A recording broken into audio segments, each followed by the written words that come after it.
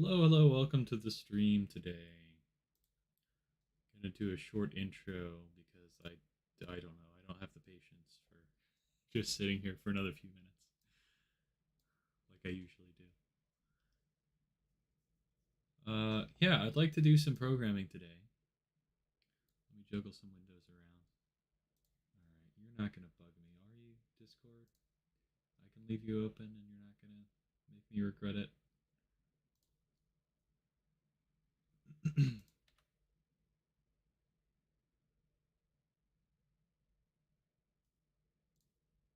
Okay. This to do is completely unrelated to what we're doing today, I'm pretty sure. Did I do anything interesting? Oh yeah. Do I have the line count thingy? I installed a line count package here, which it's for some reason it outputs to this out folder. Yeah, I figured this is like a little bit neat, right? Is this? I think this is the line that we care about. Yeah, this is the line that we care about. So yeah, I believe this is an accurate lines of code count for the current state of the project. We ignore .js files because the main.js file would be bundle.js, and that's just a repeat of everything. A repeat of everything except, yeah, why is it so few lines? That doesn't seem correct. Wait, I'm pretty sure I excluded the slash dist. Pretty sure I excluded this folder. What is this then? What is the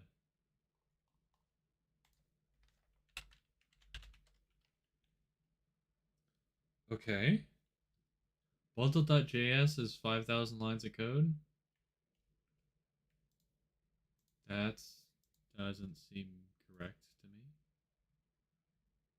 No. Does this look like 5,000 lines? It's well, that's all one. This is 23,000 lines. I don't understand.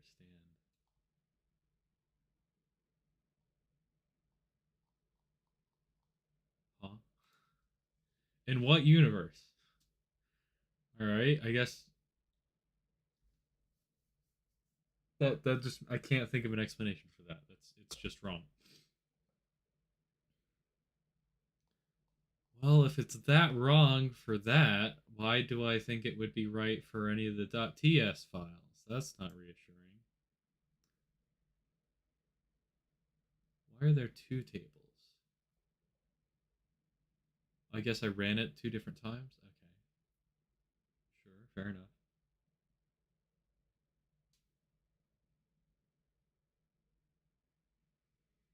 Huh. I do think this is the right number though, which is weird.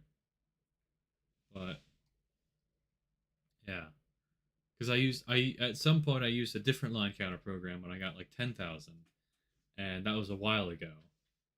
I know that I wrote like 4,000 lines with the addition of the new results screen. What are we actually going to do today, though? I could talk about. Well, yeah. So I haven't been streaming. One because I was like mentally recovering from finishing a project. I'm very weird whenever I finish something that I consider big. I just don't know what to do after it. You know, sometimes my motivation just like disappears and I'm overwhelmed by the number of options that I have. I started trying to do a little bit of research on making an auto stepper, but I guess I just got a bit overwhelmed trying to handle that. I don't know. It's a lot. It's a lot, and I ended up not putting the I wasn't putting a lot of time into it because I wasn't motivated to put a lot of time into it. I don't know. I don't know what happened. It's weird. But anyways, I'm here now, and we've got a bug? Question mark? I don't really think it's not really a bug, because a bug would mean like I did something wrong. All I did was wrote code in JavaScript, and it's very easy for that to go wrong because JavaScript isn't actually a single language. It's a different language for every version of every browser. You know, so one of the versions of JavaScript I didn't write for, and so I got a bug report for it, and I don't know, calling it a bug report kind of makes you think of a different arrangement. It's literally someone in my Discord, like the one person who always plays my game, is like, "Hey, it doesn't work on this browser. Can you fix it?" And I'm like, "Sure, why not?" So I figured out that it has to do with, what does it have to do with? This and this right here. This is what it has to do with. For whatever reason, one of my users wants to be able to play the game with a browser that where blob doesn't have the dot array buffer. Okay, so I decided to accept this challenge. If you go look at the dot array buffer, the blob dot array buffer documentation, which I'm not showing to you, but I'll read it to you.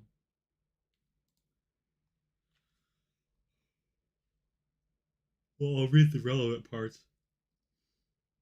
If you just go look at the browser compatibility table for it, you see that there's support for it in Firefox, because he's using a version of Firefox or something that's like based on it. A version of Firefox from 2019,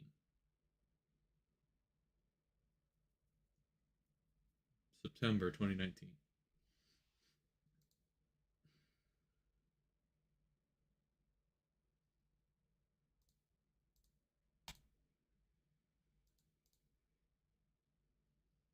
And I'd like to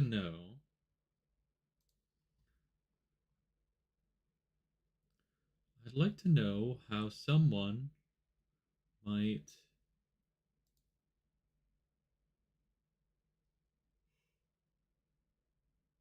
what do you call it? Polyfill or fallback.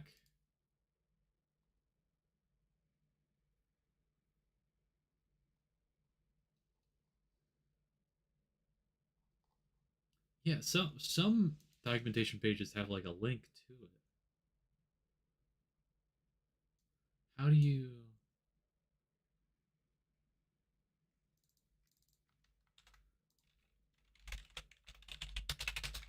Maybe I just Google polyfill for blob.array buffer. If I Google that, what do I get?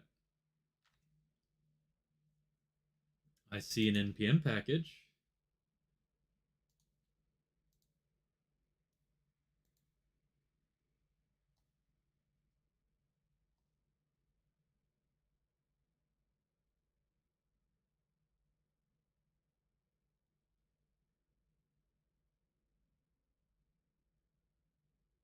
You know what's interesting is it says this API isn't compatible with older. This is a Stack Overflow. This API isn't compatible with older parentheses ancient browsers. I find it hilarious that in JavaScript development 2019, which as of today is about 3 years ago, 3 years ago is considered ancient. that's that's kind of disturbing. Hey man, if you don't update your browser for 3 years, you can't expect the internet to work for you. So get fucked, I guess. Oh, that's really sad, isn't it? What? Why? Why should? Uh,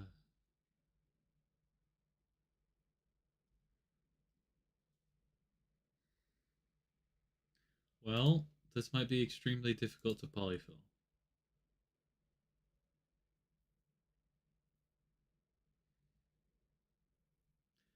So there is an NPM package. I'm back looking at that,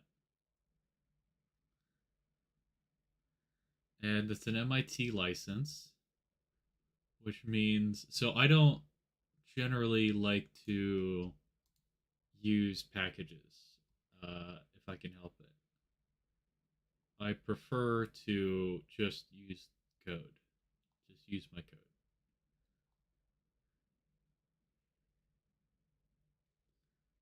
Just like copy and paste the things that's relevant and not have to deal with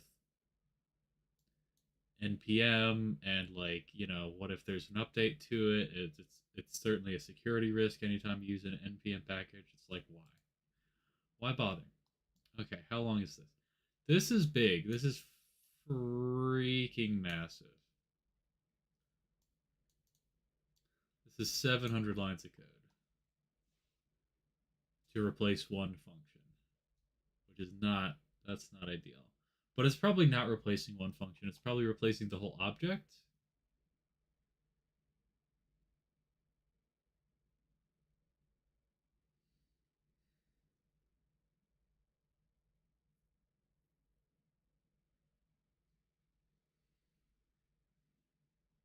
Ooh, it uses global dot. Interesting.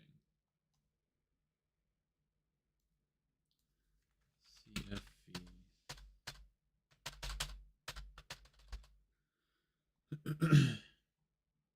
Okay, what do I want to do here? What if I just copied this whole thing? Yeah, okay. If I copied this whole thing, then maybe the viewer could look at it along with me. Okay, new file, blob.ts. There's the everything. I copied this from the package directly, and it's an MIT license, so there's no issue. I could use it for commercial purposes if I truly wanted to.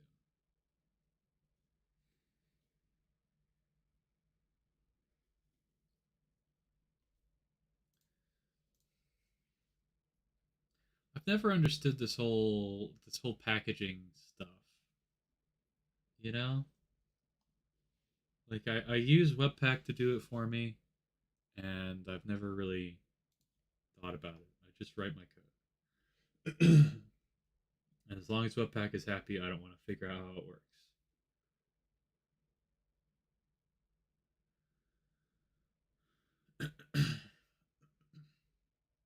What? Okay. They do new blob this dot size is equal to 2. Check if blob constructor is supported.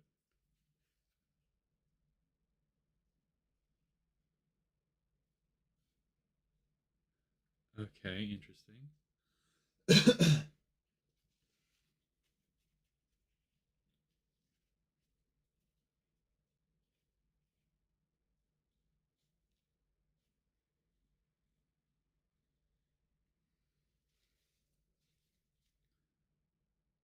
Helper function that maps array buffer views to array buffers.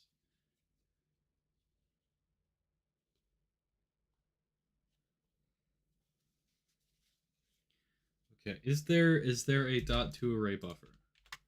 To array what? No, wait, not to array buffer. It would just be dot array buffer, not butter buffer.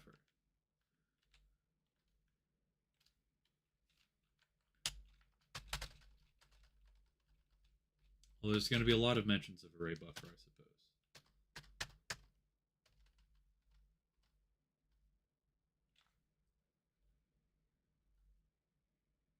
Is array buffer? We're close. There we go. blob.prototype.array buffer is equal to function promise.resolve this dot underscore buffer dot buffer or this dot underscore. What the heck? Well, that doesn't bode well.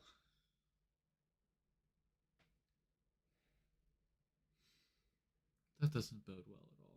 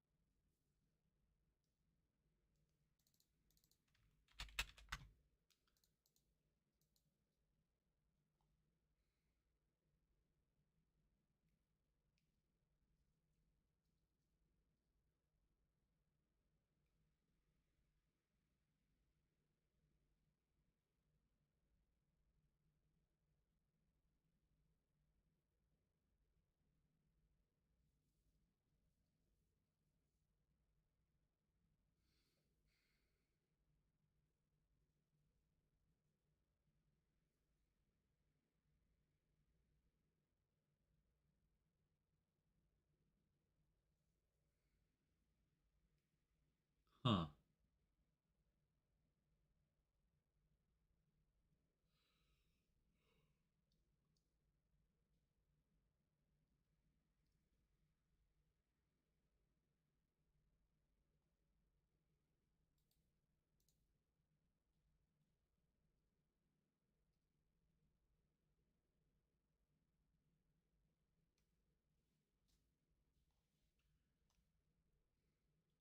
I'm really not understanding this. Hmm.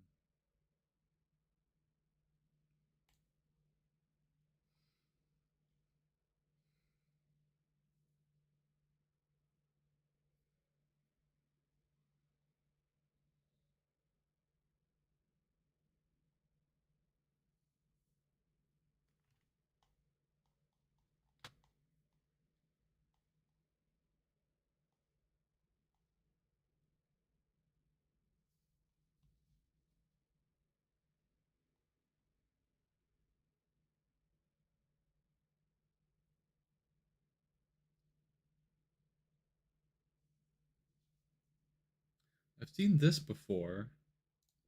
This whole XML HTTP request thing.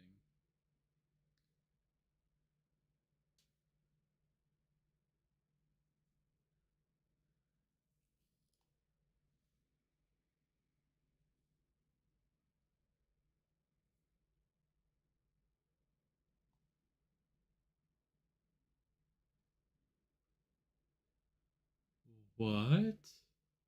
Exports.file equals do function and you pass in a string? What the heck? What the heck? Oh my god, I've never seen that before. That's so insane.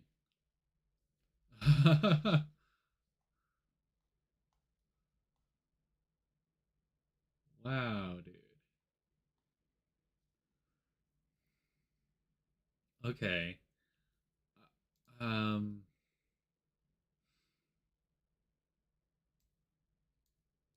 I made this compatibility file. To date, I think the only compatibility related thing I've done here is doing this audio context thing for Safari support. And that's only because it said it right in the documentation. So I really am not good at compatibility stuff. And I suspect I may one day have to get better at it. This is kind of insane. Okay? This is kind of insane.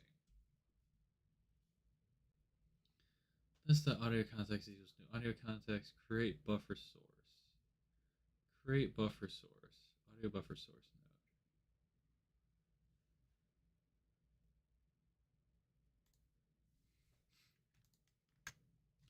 That's not what I wanted to find. This audio context dot decode audio data. This returns a what? It returns an audio buffer. I'm now thinking, how deep do I have to go here? If they're using a browser that doesn't support blob.array buffer, how deep do I have to go? You know, like how much do I have to replace?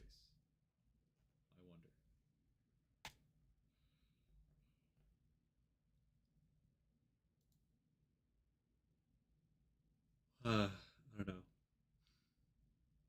Let me Google. What do I want to Google? If I can say that, hey, even if this worked for you, web audio wouldn't work, then maybe I can convince them that it's not worthwhile. I don't know. This audio context decode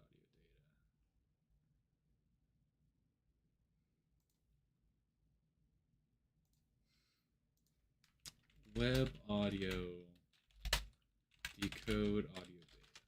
Let me look up that function and see what the support for that function is. Because I know I have to use that. Okay. Oh, that's actually been supported for a really, really long time, as of 2015. Okay, go figure. I wouldn't have thought that. Okay, interesting. So I'm guessing that we do have array buffers in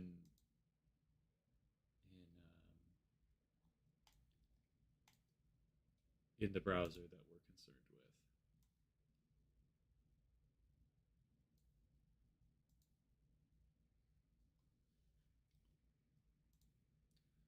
Okay, we're looking back at Google. Polyfill for blob.array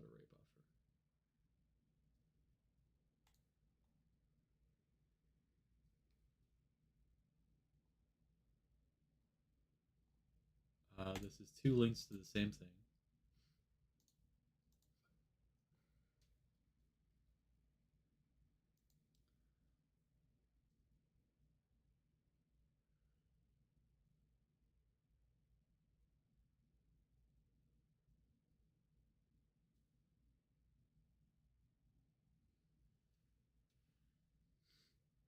Okay. What I could do is I could wrap it in a response, which doesn't seem sensible. Let me think here. JavaScript. Actually, I need to save this tab. JavaScript response. Yeah, just response. Response dot array buffer.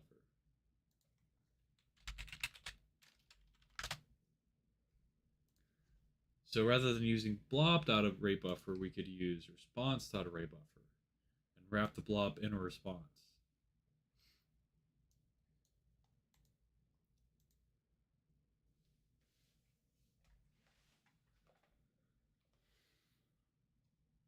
The response constructor accepts files and blobs, so it may be used to read a file into other formats.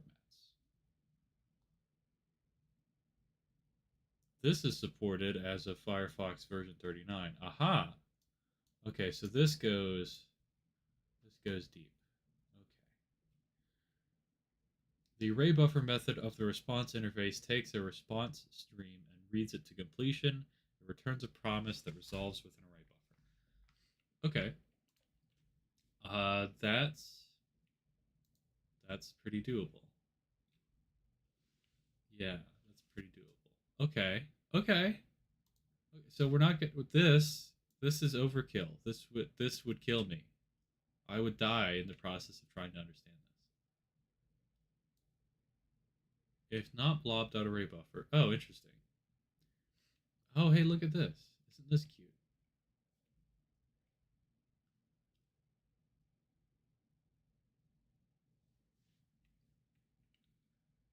Look at that. Look at that. I don't like Promisify, but isn't this is kind of what we're looking for. This is a different way of doing it than the wrapping it in a response, but it could be useful. Okay, let me look into this. Okay, so I like the response thing. I think that's really what I want to use. But if file reader read as array buffer promisify, if that's available earlier than 2015, then maybe that's worthwhile.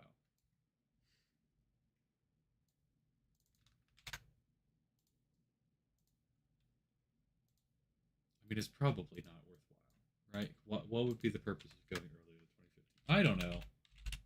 I'm curious though, because surely the person writing this library had a reason for doing it. Okay. Yeah, file reader.read as array buffer is as old as Firefox 3.6 in 2010. So that's 5 years. That's 5 additional years of compatibility. How cool is that?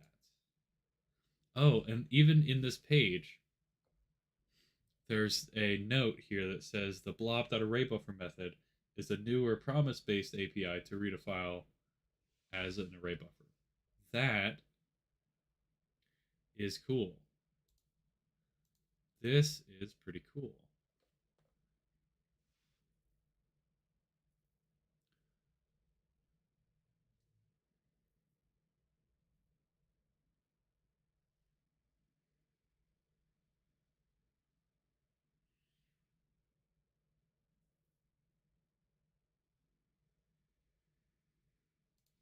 Okay.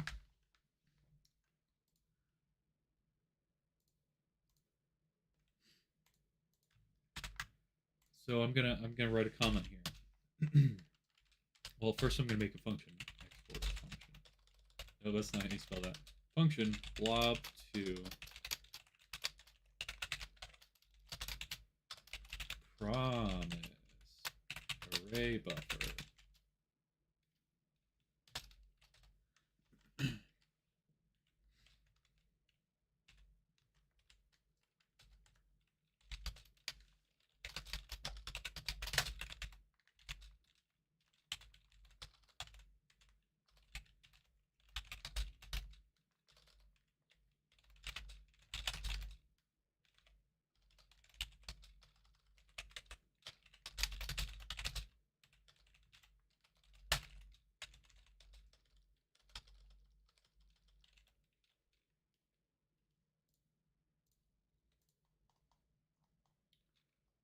Hold on.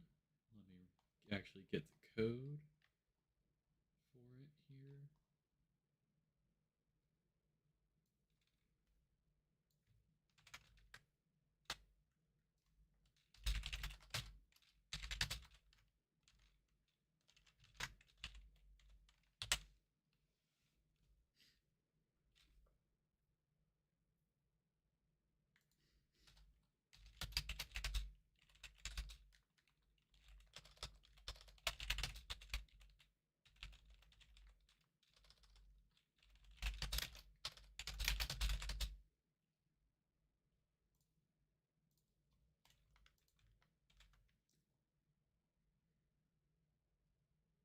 How old is this?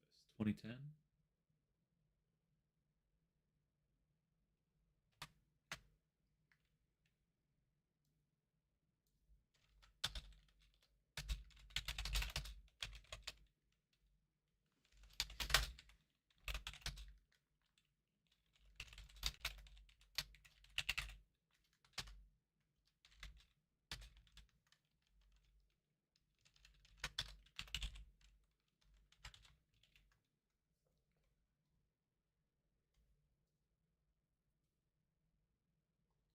Although, for this particular case, Edge doesn't support it until 2015.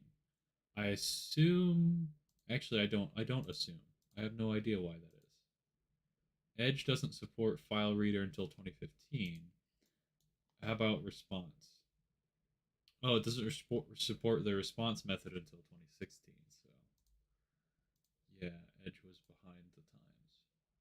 I think Promisify is really cute, so I kind of just want to use it. Okay. Promisify an object. What do I do with this object? Oh dear.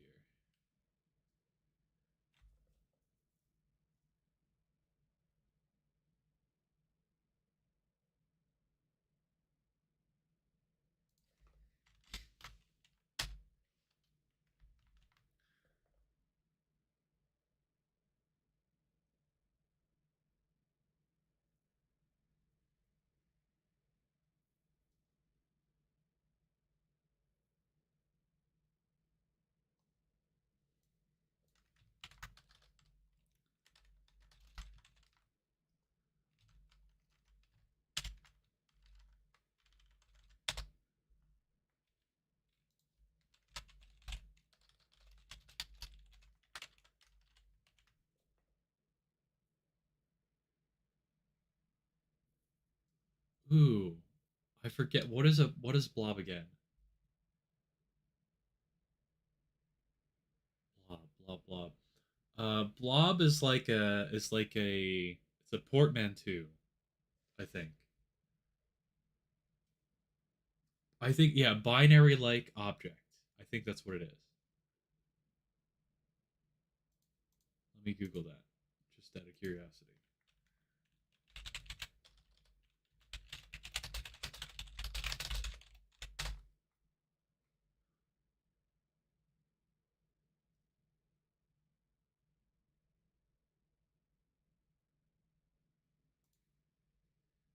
Binary large object. My bad.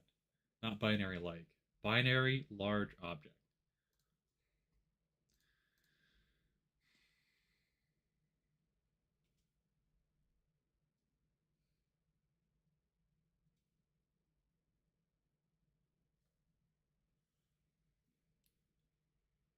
This is not what I will do.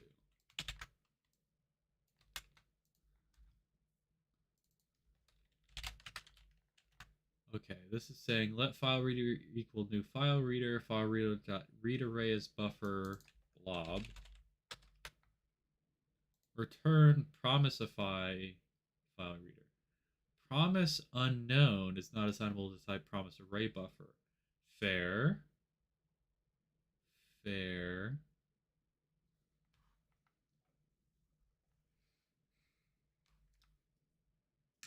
How about okay, I could do like T um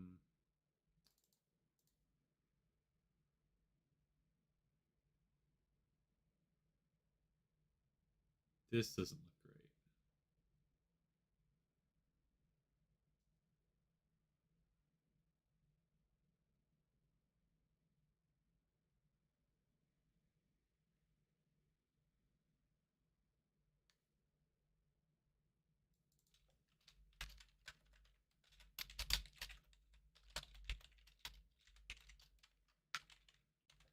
This probably is not quite it. What okay, it's a type promise string or array buffer. It's closer.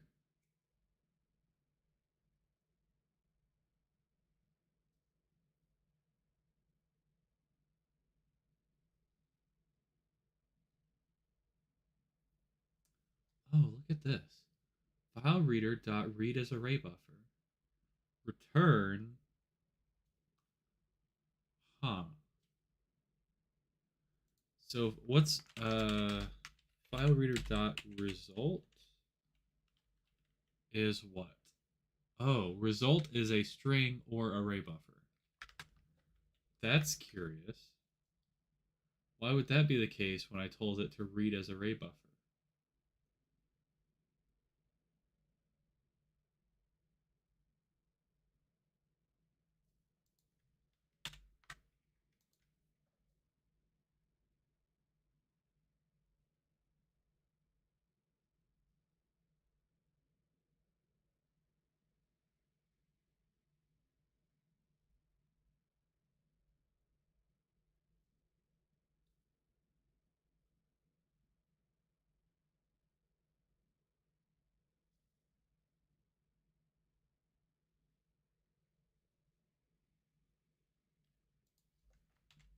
Okay, there's not an automatic solution for that.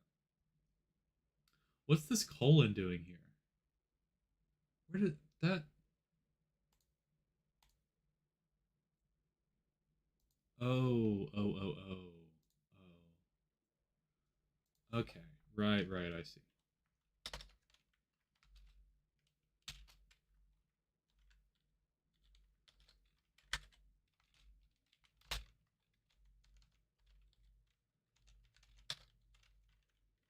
I prefer to do my operators like that. So it's like if the event dot type is equal to load, then resolve, otherwise reject. Okay.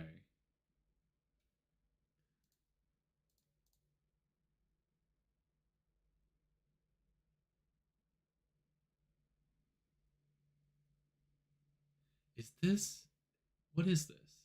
This is asynchronous, I think. Let me go look at read as array buffer. See, I kind of got myself into more work than I should have, because this would is infinitely easier. Let me go look at file reader dot read as array buffer. Okay. The file reader interface's read as array buffer method is used to start reading the contents of a specified blob or file. When the read operation is finished, the ready state becomes done and the load end is triggered. At that time, the result attribute contains an array buffer representing the file's data. Okay, load end is triggered.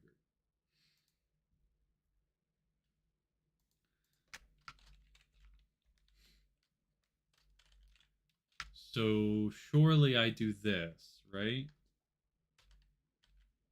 Not on load, I should do on load end.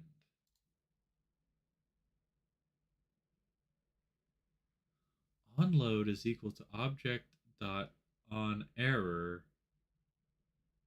which is and equal to okay. Why? They're all equal to this.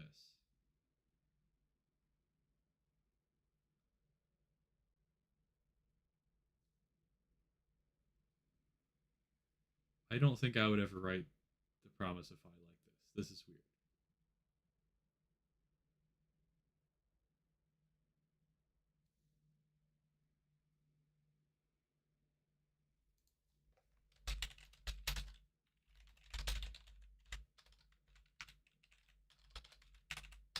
No, not array buffer.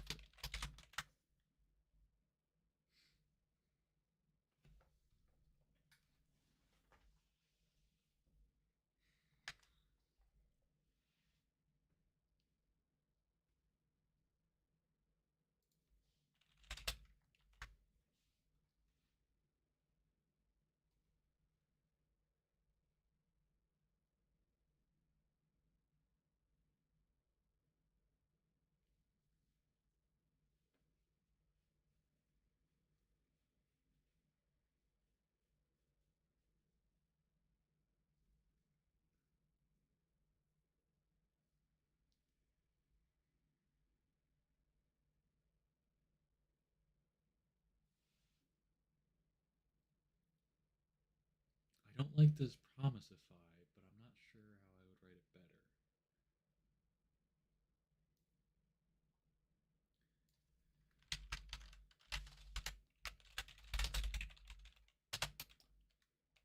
Let's try this again.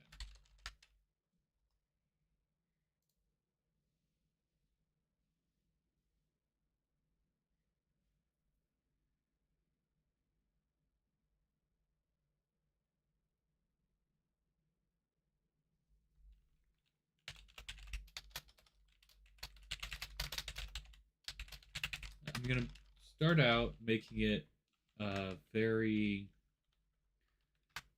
specific, and maybe later I can work on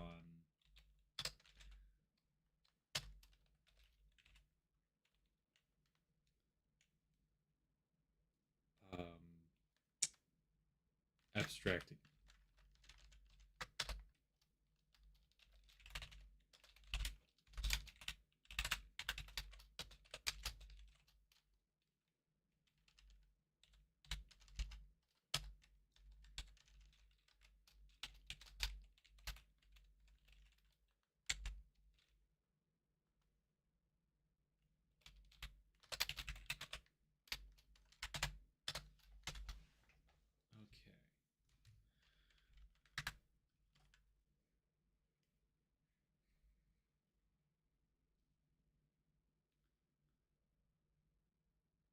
So resolve is declared, but its value is never read. Reject is declared, but its value is never read. So I would say file reader. What would I say?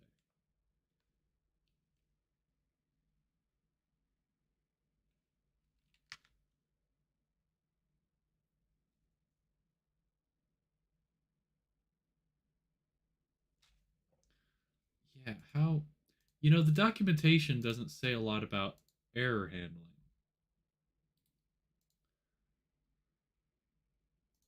Let me look at the load end event. Okay, file reader load end event. Load end event is fired when a file read has completed successfully or not. This event is not cancelable and does not bubble.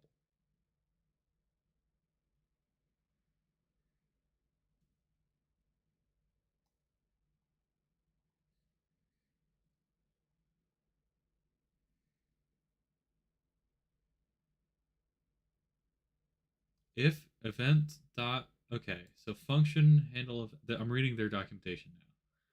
This is the JavaScript. Here, let me just copy this. Okay. Here's Mozilla's stuff to help explain this, supposedly. Handle event. Event.type is equal to load.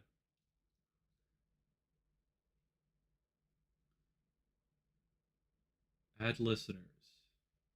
Load start, load end, progress, error, abort.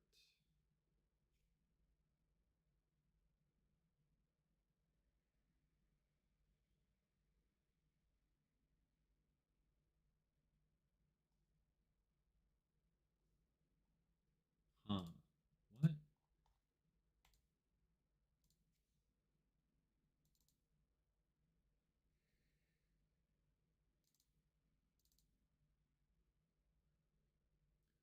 Load start, progress, load end.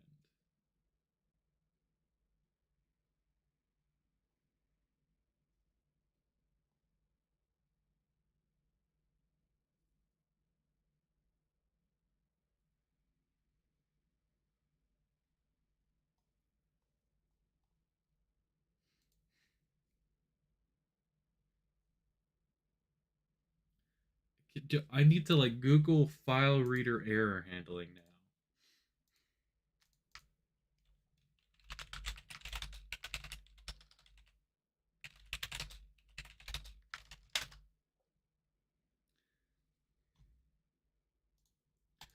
Okay, file reader error event. The error event is fired when the read failed due to an error, for example, because the file was not found or not readable.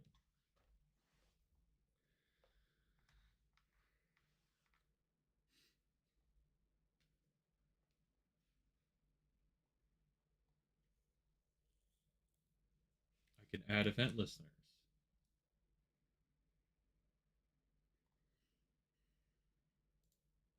But adding event listeners doesn't necessarily accomplish this whole promisification goal.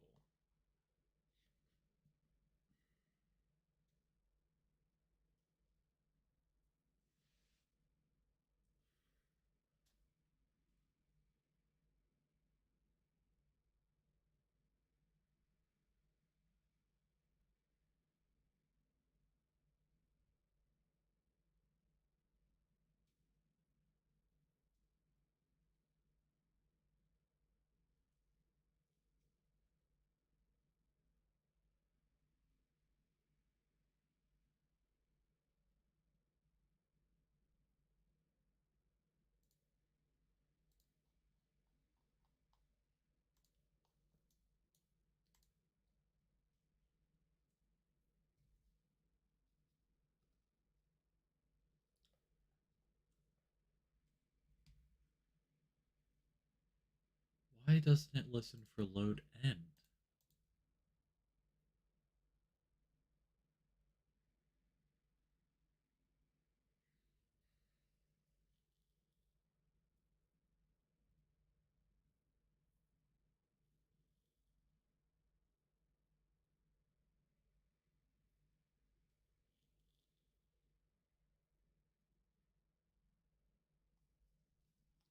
very odd.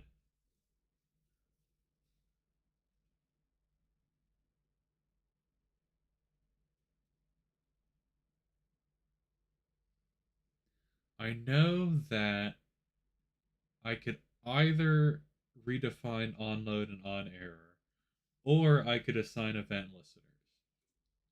Okay, I know from past experience that those two methods are roughly equivalent, with the only distinction being if you use add event listener, you can add multiple event listeners.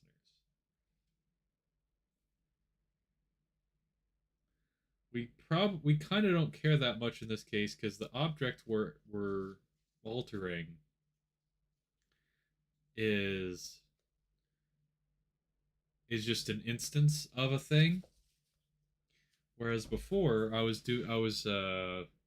learned about this in the context of listening to key presses. And the object that you're editing when you're listening to key presses is like the document object, and there's only one of those. So you definitely want to use that event listers in that context. Here, though, kind of doesn't matter. Okay.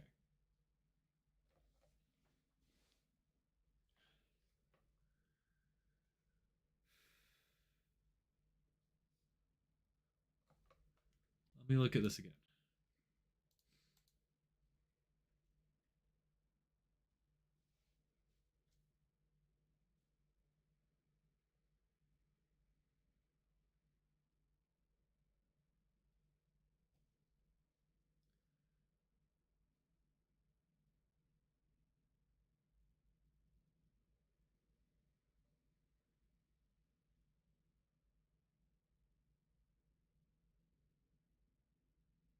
This is so weird.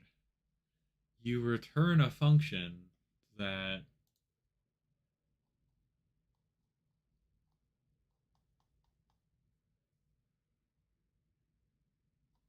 where's my promisify? Okay. Oh yeah, I was trying to write this promisify. Um,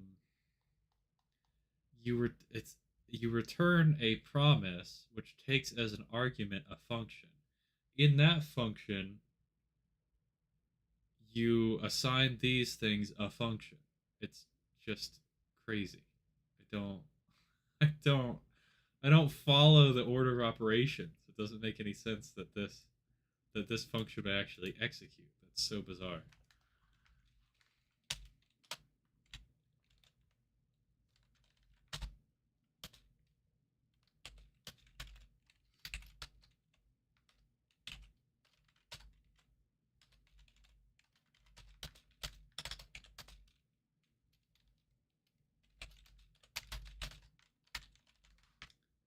Yeah, this is basically what they're doing here.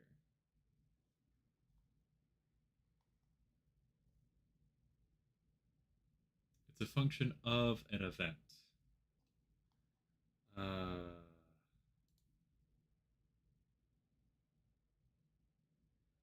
this is a progress event.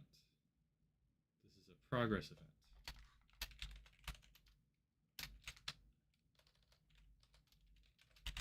Event progress event file reader.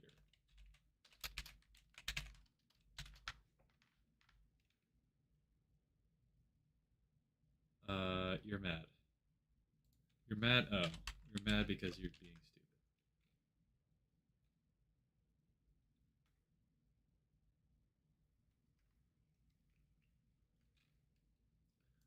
Okay. And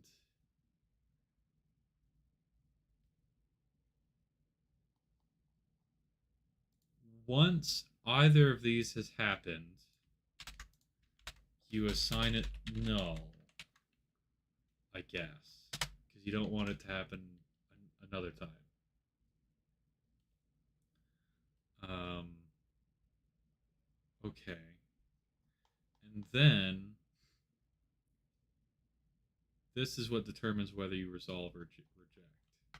So you say file reader dot event no type. I'm stupid. I forgot. It yeah. Oh no, event dot okay. Event dot type is equal to what's the problem?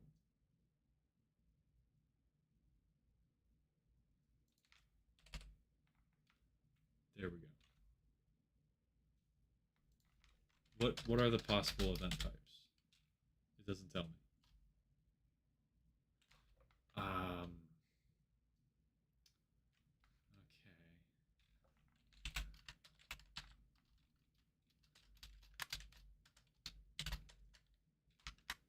And then we kind of just copy the same idea here. Right? We resolve file reader dot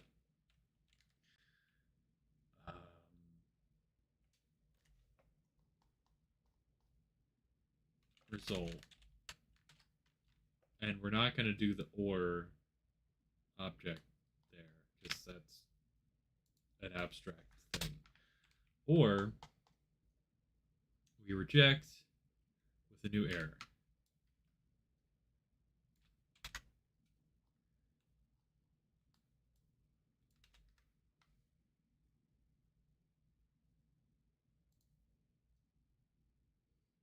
And this is mad because it could be a string or an array buffer. I'm going to cast it to an array buffer because I assume when you're calling this function, you've called read as array buffer first. So this is okay. And I'm not going to use fr. I'm just going to use the word file reader as the variable name. This is a very promisification is very strange to me. I don't really get it. Creates a new promise, and you give it a callback used to initialize the promise. This callback is passed to arguments. A resolve callback. Oh, just look at the description of this. You pass it a callback which requires two callbacks.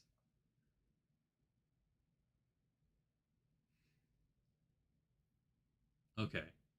I guess it's like, hey, you're going to construct a promise. I'm going to give you two functions. And you're going to tell me when to use these two functions.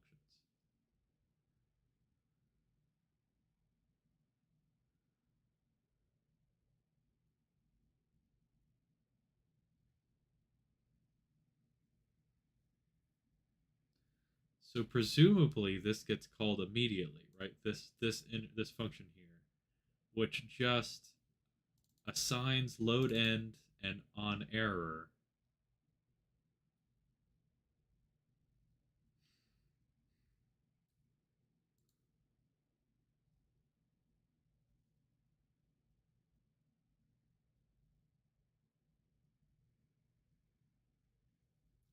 Yeah. That seems good. That seems sensible. This should work in theory. Yeah. So if I comment you out, then and use you in the appropriate place, then we're great. Except for the fact that this needs to work as for a file or a blob.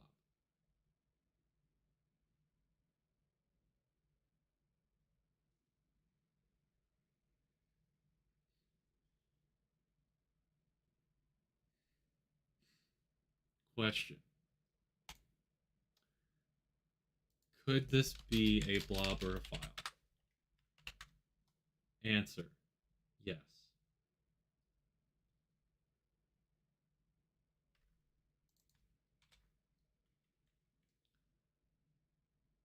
Because file reader works with a blob or a file, apparently. Because I think one extends the other or something like that. I don't want this. Yeah.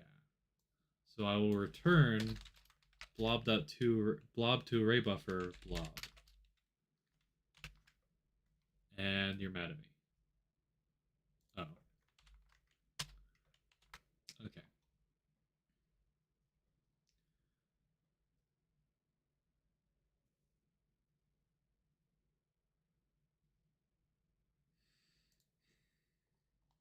Okay, and then I delete all this other junk. I delete all this other junk. Although, I will make a note here. I'm going to delete um, this guy. Yeah, you're getting deleted. But I will make a note here um, where I stole this and adapted this from. Okay.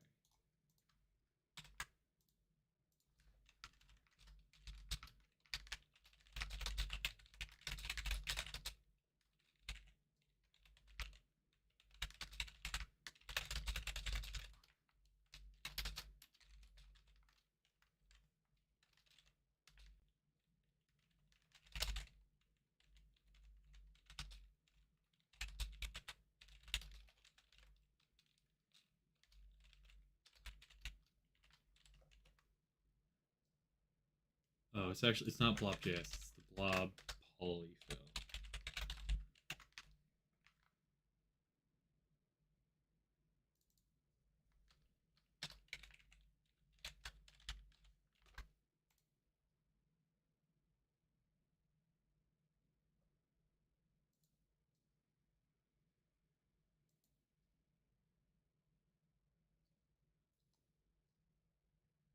Okay. And probably at some point in the future, this link will no longer be relevant, but whatever.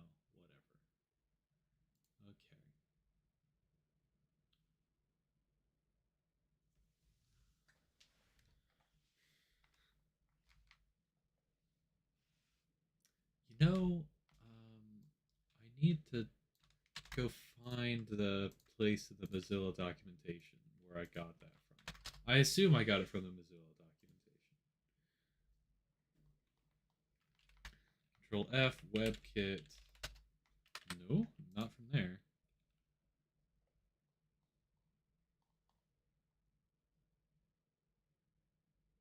Where did I find that?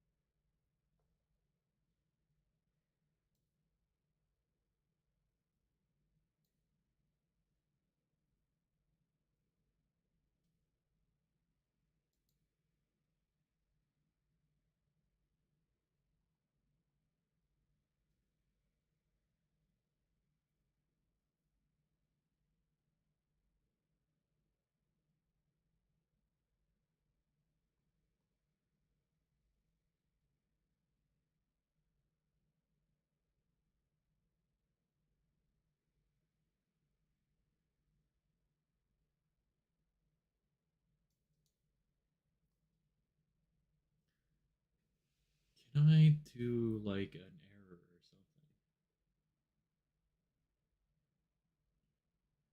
something? If audio context doesn't exist.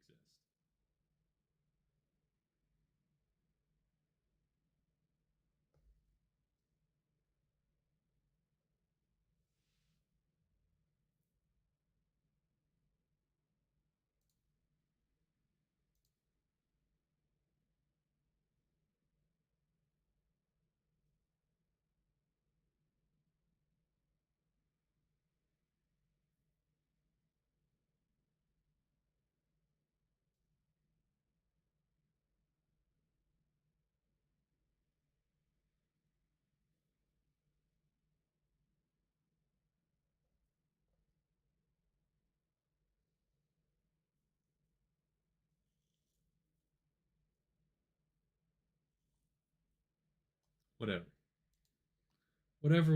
Whatever. This is fine. This is fine. Um, Control Shift F. Is there any else? Anywhere else in the program, I do dot array buffer. No, there is not. So that's cool. Okay. So in theory, I can run this now, and if it runs, then it works. If it works, then it works, right?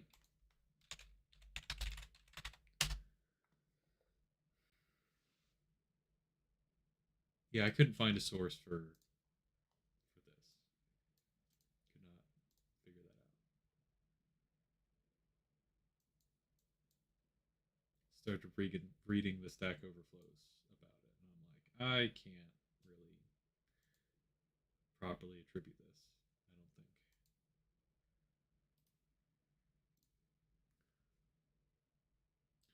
All right, we've got it open with live server, and I need to show it to my viewer. That is how I show it to my viewer.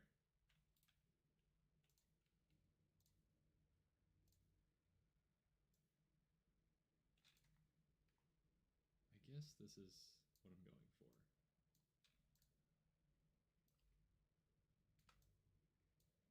Is that what I'm going for? I don't know. It's fine. Whatever. It's been a while since I did this. Okay. So we do you, and I guess we pick a song and see if it loads. It does not.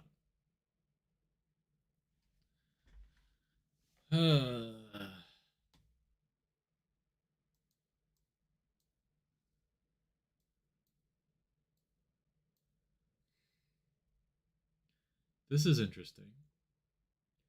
Failed to read the blob/file. How?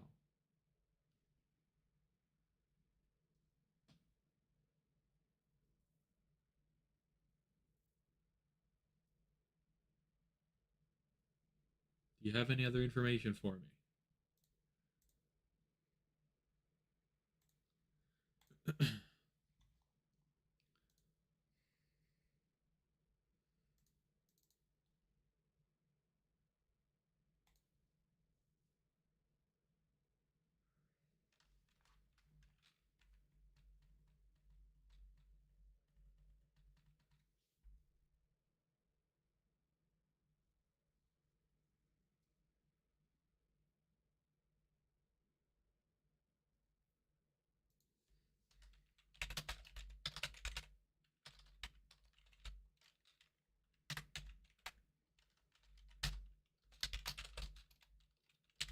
Question.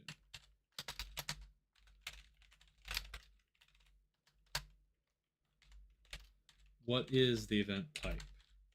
Because if the event type is load end, I'm gonna laugh myself to sleep.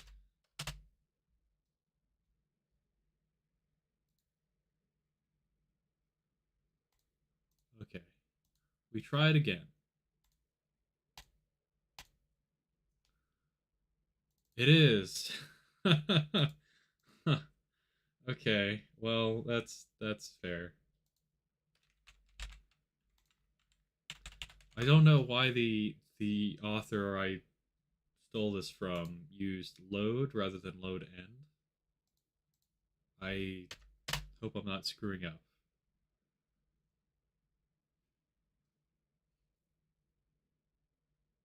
Because in the documentation for this function, it says it fires the load end event.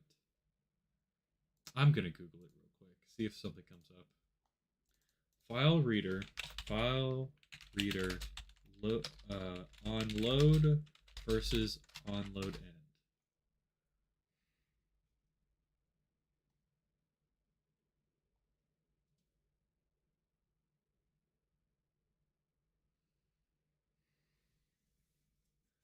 Nothing really comes up. There's a Mozilla page for load event. The load event is fired when a file has been read successfully. Huh? Compare that to load end. The load end event is fired when a file read has completed successfully or not.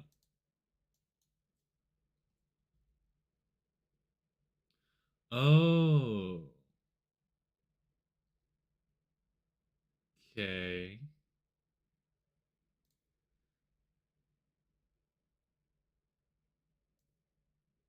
So it's okay.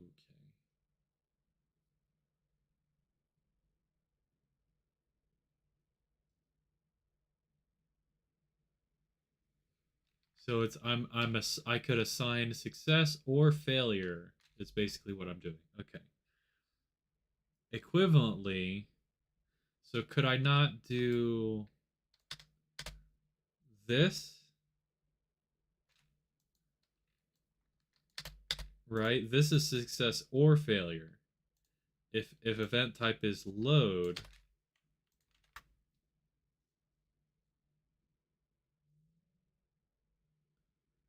huh. I don't think I could do that. I don't think I could do that because it fires both events.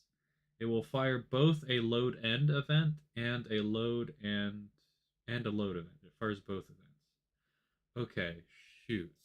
That's a really strange way to do it, but now I understand. So we want to assign success or failure to the progress event.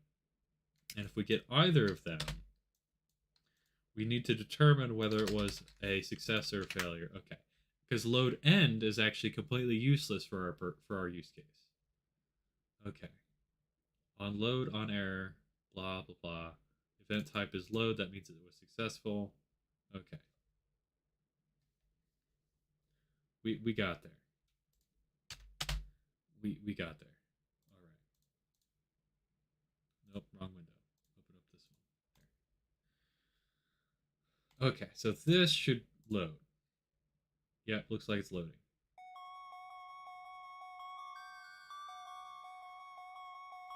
Escape. Return. Make sure it works on play from file as well.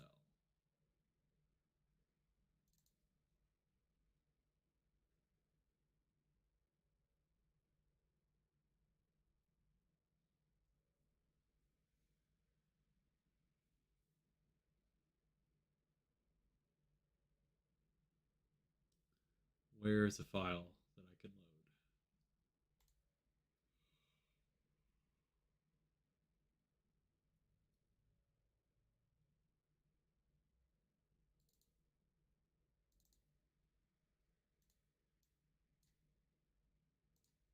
We love Perfect Machine. It's our favorite song.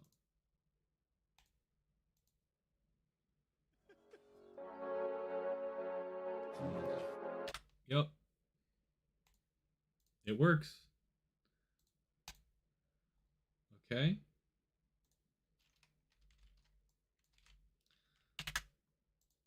Uncomment that.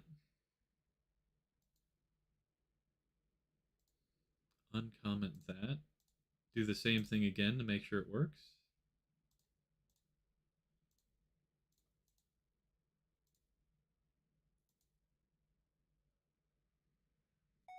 It do.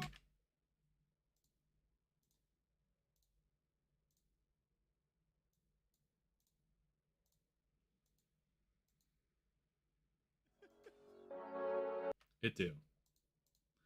Mission accomplished. We added compatibility.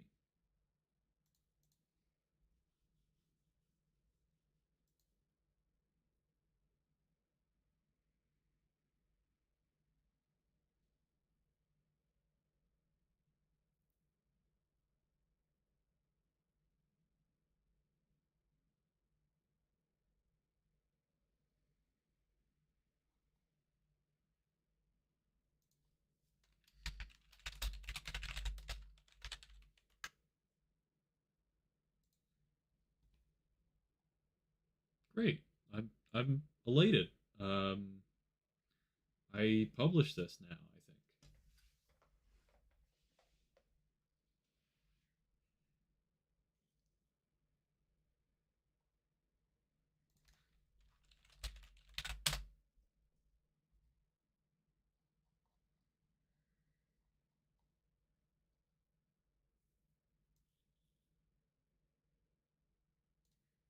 Uh-huh.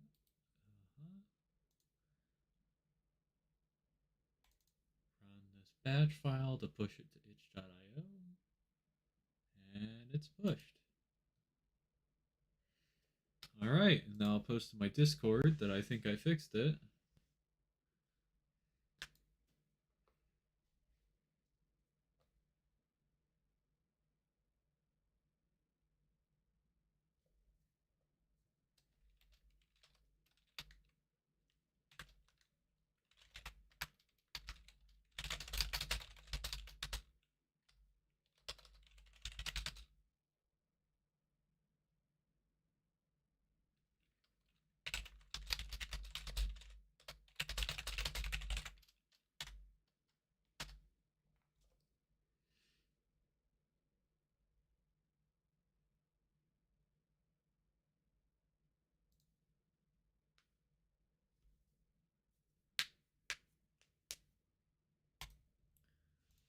Okay. Um, do I feel like doing other work today? I probably should. I probably should do something else today.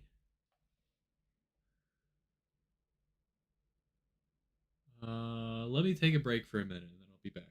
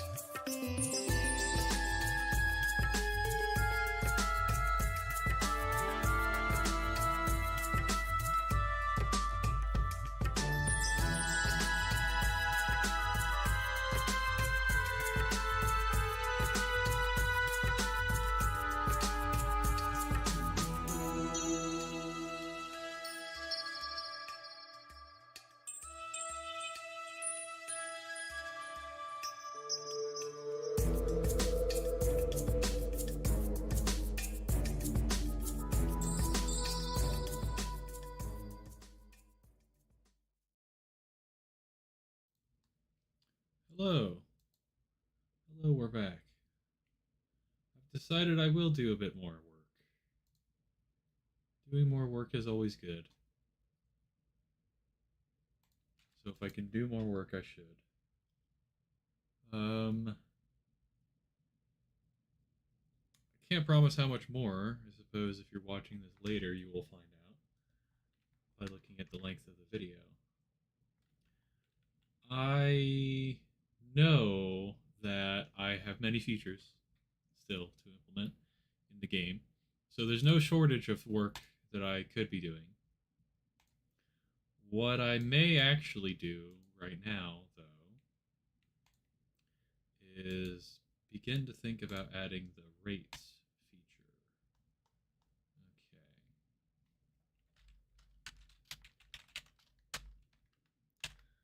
Okay. What do we got to do?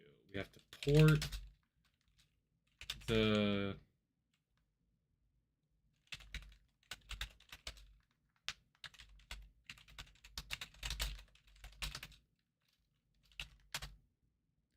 That's a thing that I have to do, probably.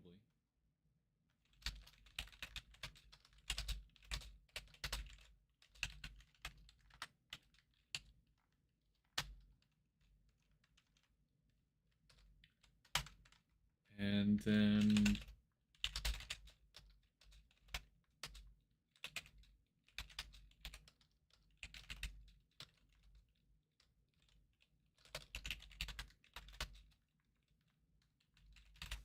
yeah, it's just two tasks. Forehead. How hard could it possibly be? I have a particular UI in mind for selecting a rate, and I think it would be a really cool UI. But it's tricky.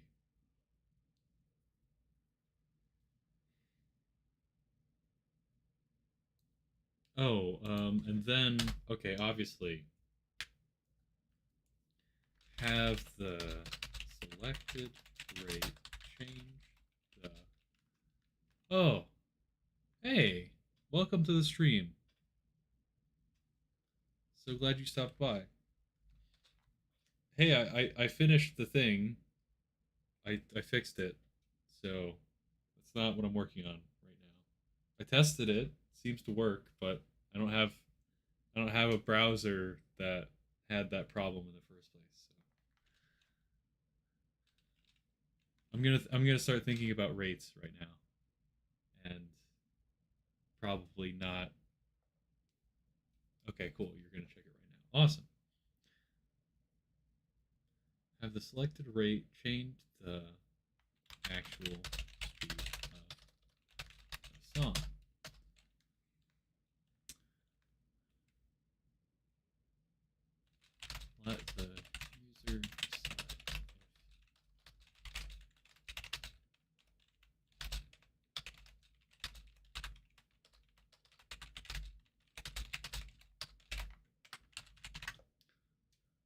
when it comes to using rates, there's this classic problem where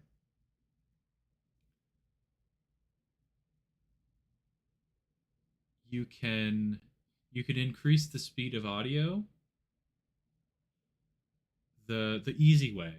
I assume it's easier, like computationally, to to just literally play back the same samples faster. And if you literally play back the same samples faster, what will happen is it'll be higher pitched. That's that's how frequency works. But there's this option in some like more advanced audio interfaces, APIs, to like not have it get pitched up. And I don't know how that works, but I'm pretty sure that option exists in web audio, which is the API I'm using. So like I might as well I'm gonna try both. I would imagine in some use cases people might prefer the pitched up audio because Nightcore is a thing, right? So maybe some people like it. I don't know. The way Beat Saber does it for up rates works better, but the way everyone else does it for down rates works better. Interesting. Okay, what does Beat Saber do? Beat Saber changes the chunk lengths without pitching.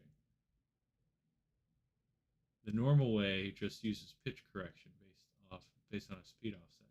Changes the chunk lengths without pitching. Huh.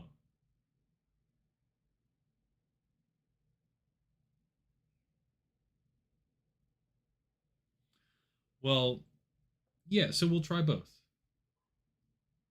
We'll try both. And I'm not sure what the Beat Saber thing you're talking about. That actually the Beat Saber thing you described sounds like option 3, and I don't fully understand that. That they break the audio file into little pieces and cut parts off of it.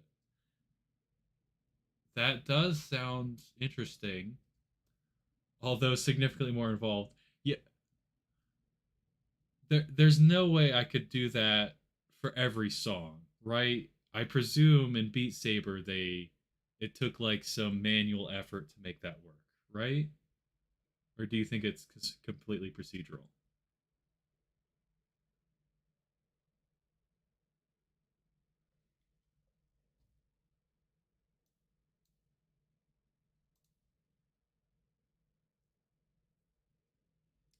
Play from online. Yeah, this is where I would put that option.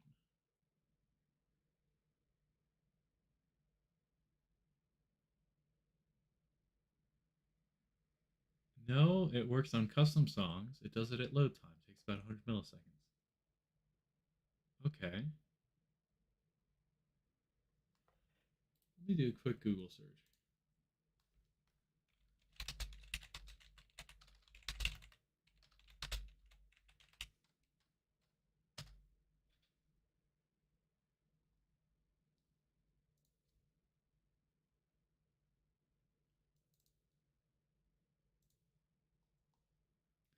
Do you think this is something that the Beat Saber devs have like talked about and it's an idea I could steal?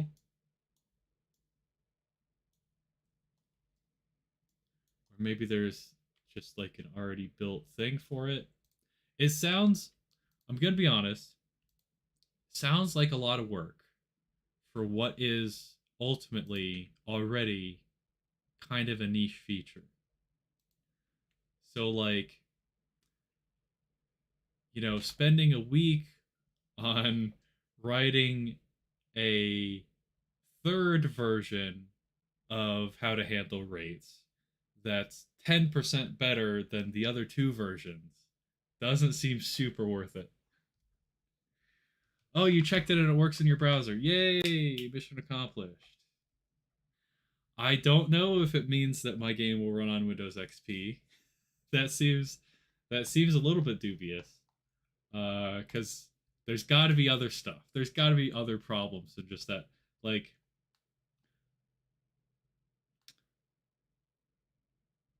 what I did was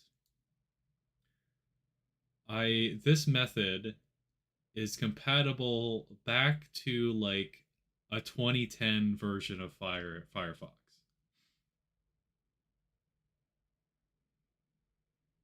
That build of Pale Moon is on XP. Interesting. Interesting. That's pretty cool. There's got to be there's got to be some feature of my program that would break on XP. 2014 Firefox runs on XP.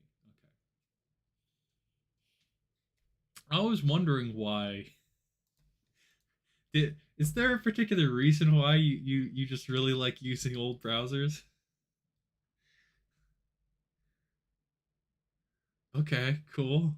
All right, 32-bit Vista, go for it.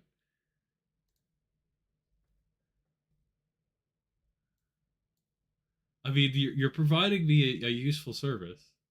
I am interested in exploring like the problem of compatibility. I like having an excuse to solve those kinds of problems.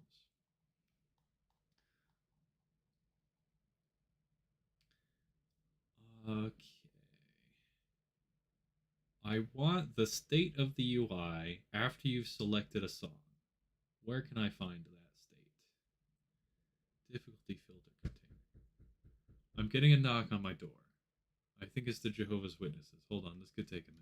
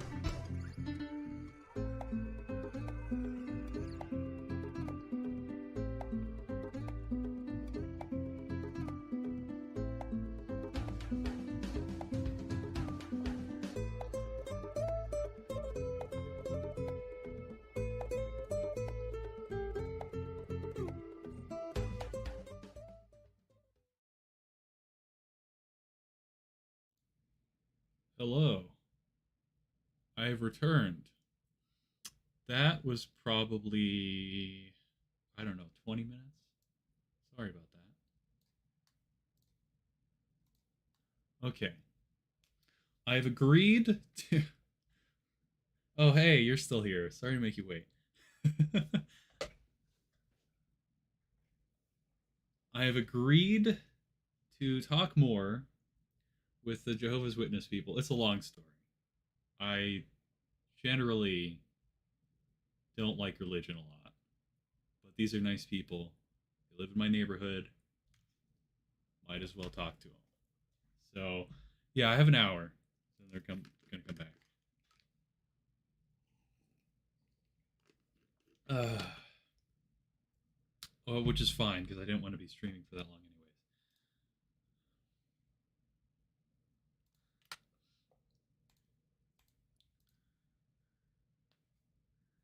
They used to visit your house 12 years ago. Yeah, they're everywhere. All right. Let's see how much work we can get done in about an hour. Let's see how much work we can get done.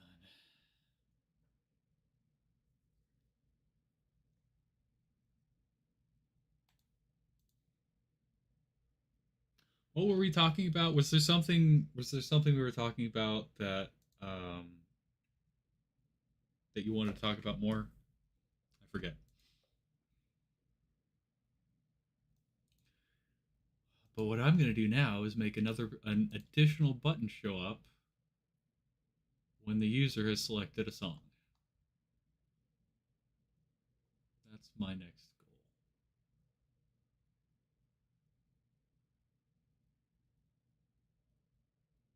Upper input, lower input. This is the difficulty filter. I don't think. Here we go.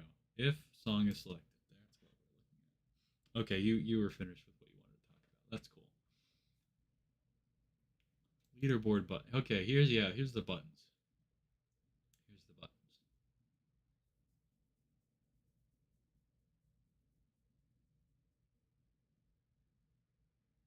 Okay, and I spaced these elements horizontally. How cool are we?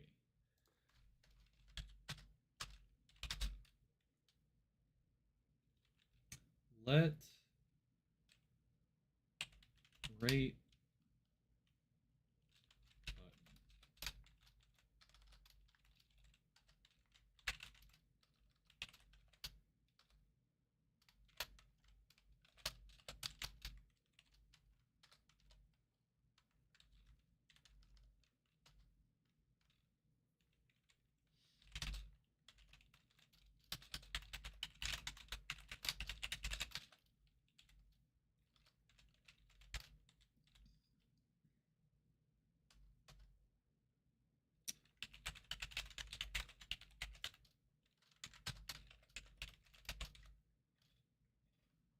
You're setting up new Fire TVs. The original ones are pretty laggy on the new Fire TV OS.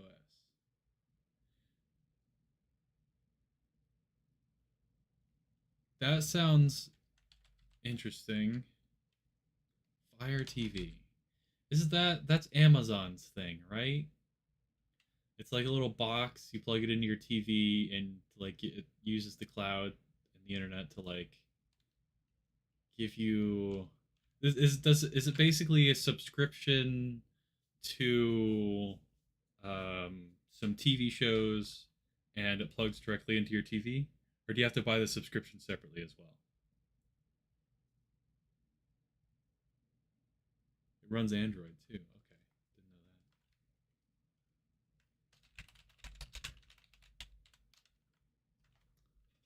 know that. This is mad at me.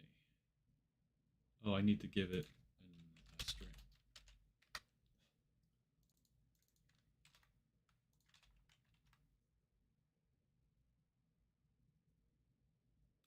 As a Prime subscriber, Prime works on it. Okay. You can also run YouTube and Netflix and stuff. I see. Okay. You know, it's so crazy. the concept of entertainment not being on a computer monitor is alien to me. It's been years and years, more than 10 years at least, since I've owned a television. It's all always monitors for me. Either computer monitors for my desktop or my laptop when I'm in bed. Only ever used it in the living room. See, that's another problem I have is I don't have a living room because I don't. What's the short version of this story? Because I don't. I have a bunch of junk, like some furniture I don't use and stuff, and I just store. I use my living room for storage, so I don't actually have a living room. And I've never like bought a couch, for example, so I would never. I guess I don't. The concept of a living room is also alien to me because I live alone. Is the thing. I don't have people over. I don't do that whole whole deal. I'm kind of weird.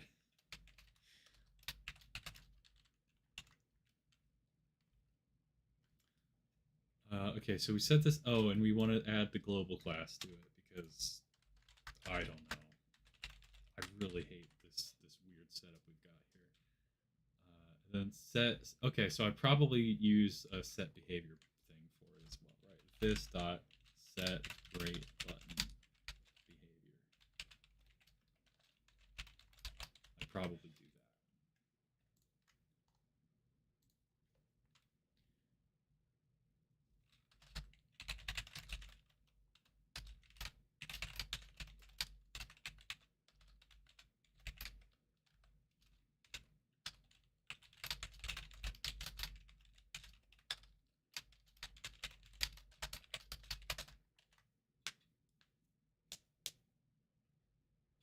Your fourth monitor is a TV, though. Fourth fourth monitor? Wait, do you mean to imply that you have like four monitors on a desk, just like all facing you at a time? Quad monitor game. Wow, that's a lot. That's a lot of monitors.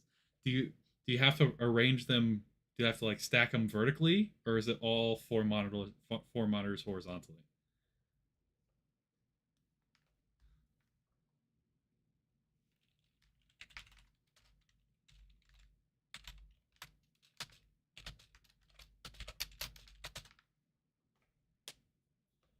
I probably do get info for selected song, don't I? I probably do. What is the song info? It's a song ID. Oh yeah, I totally need to do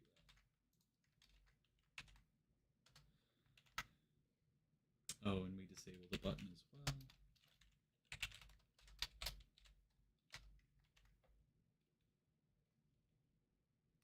Three left to right and one above in the center.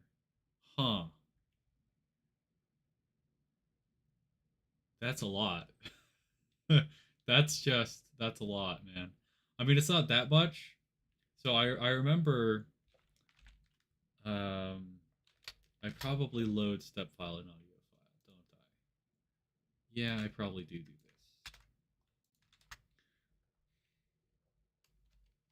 I remember when I used to work for AWS. There was a lot of multi-monitor setups. And the crazy thing is when you're working for a company, right, especially a big tech company like AWS, you just you it's really whatever you can convince the company to buy for you. And so many people are like, yeah, I want four monitors. And the company will just absolutely buy because it's like you generally have an assigned desk at work, right? So you want to customize that. If you have to go in, this is in the before times, admittedly. You would go in the office and you know you have an assigned desk, so it's like better make it as fancy and cool as you possibly can, right? Despite the fact that AWS and Amazon in general, one of their core values is to be frugal. So their desks are made of wood. They're like very simple wooden desks, but you have like $4,000 monitors, and you have a $2,000 monitor adjusting arm, and also the desks are have like $2,000 um, adjustment conversion kits to make them standing desks as well. So it's like, yeah, it's frugal, except you can get the company to spend $6,000 on you. Oh, and your chair is, of course, whatever that fancy chair company is, the like $5,000 chairs. So it's like $11,000 they will just throw at any employee, um, because they have like a. It's not really they buy it all new just for you. They probably like have just like a supply of these monitors, and they pool. Some employee leaves, they take the monitors and they like store them until someone else needs them. An Ergo Docs quad arm is 850, so I don't know why anyone would buy above that. Yeah, Herman Miller. Yeah, Herman Miller Aeron. Yep.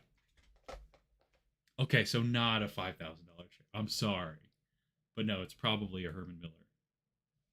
That's that company. Ergo Docs. Let me look at that up.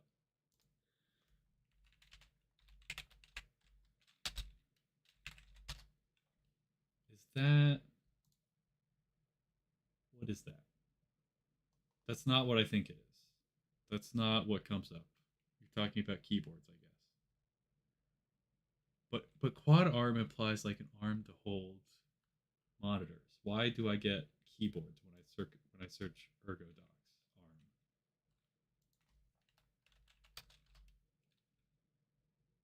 Yeah, don't know. Don't know why.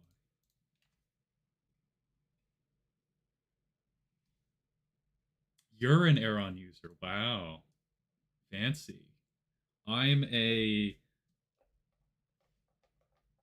best value brand, um bought a random chair for like $50 from someone who's moving out user.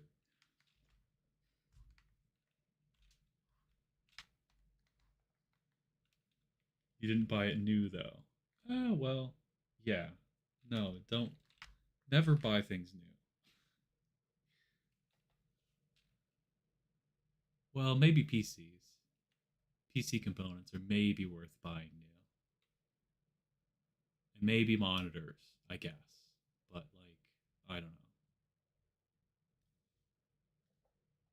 know. Ergotron. Ergotron. That sounds familiar.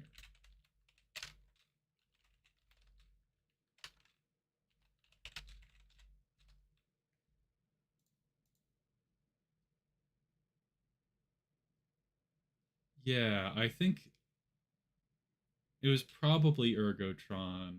Well, no, I remember them being a bit bulkier than Ergotron. But yeah, kind of that idea. And they've got like fancy hydraulic whatever so that it's easier to move the monitor than it should be because it's like precisely balanced or whatever. I don't know if it's actually hydraulic, if that's the right word for it. You buy used monitors and PC parts.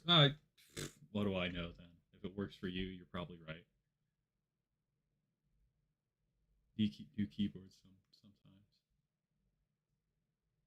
Yours is just a big spring. Yeah, it's fine. Whatever. I don't even have a monitor. I have a dual monitor setup, which is still like pretty extravagant because these are pretty expensive monitors. Spent more than I should, I'm sure.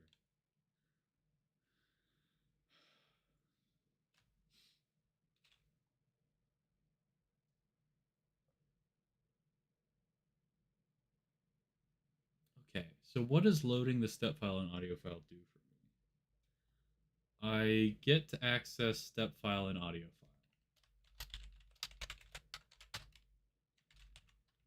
file. I know that these things are defined after I've called that function.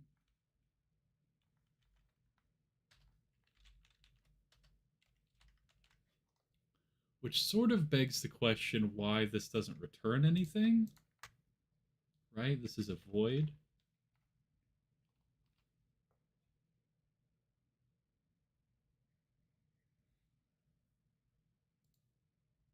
Whatever. Who cares? I'm not going to try to solve that problem right now. Okay. So if I load the step file and audio file, I have a step file and an audio file. That's great. That doesn't really matter to me right now, though. I actually want to. I want to prototype the UI for it right now. That's kind of what I want to do. So how do I do that?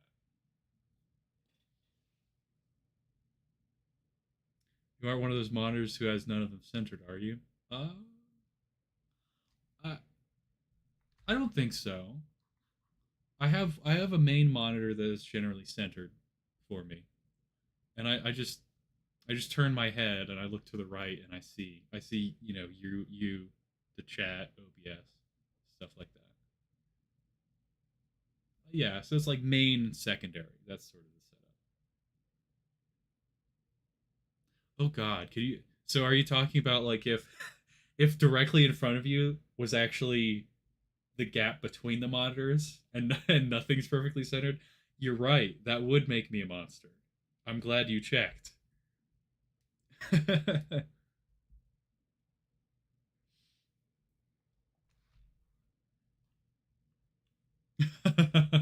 Oh my God, some people do that. That's crazy. I don't remember seeing that before when I was at AWS, but yeah, that sounds awful. That sounds incredibly awful. I think what I do is I make a file. Yeah, I make a separate file and it's going to be like the rate pop up. Yeah. Um export abstract class rate pop up. Yeah, I think that's how I write this. And it has a public static draw method. And the public static draw probably takes the current time millis. It probably does. Because I might animate something.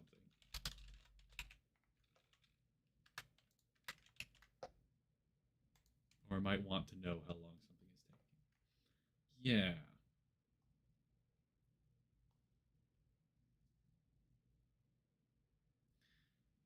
And I probably define a boolean that's like private static is rate pop up.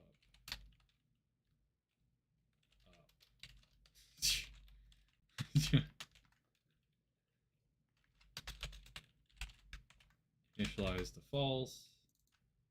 Aw. Play from online does not have current time millis. Well, it does now. And I come over here and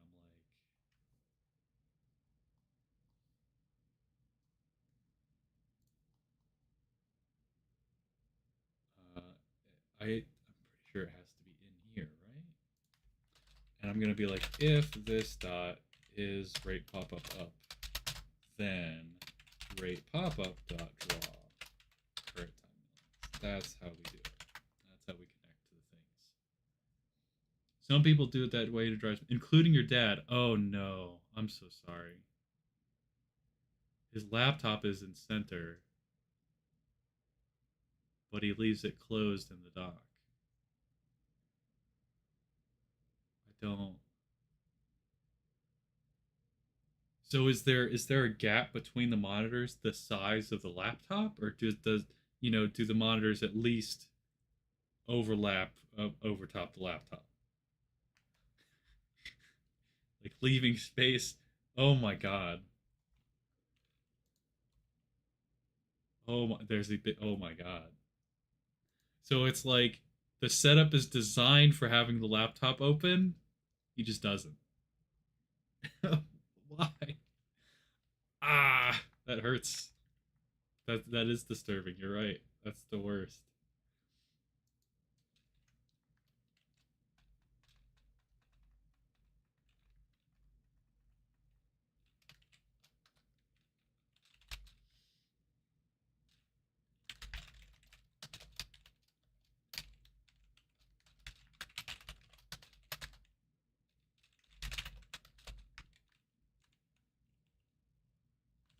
That's not how you spell that word.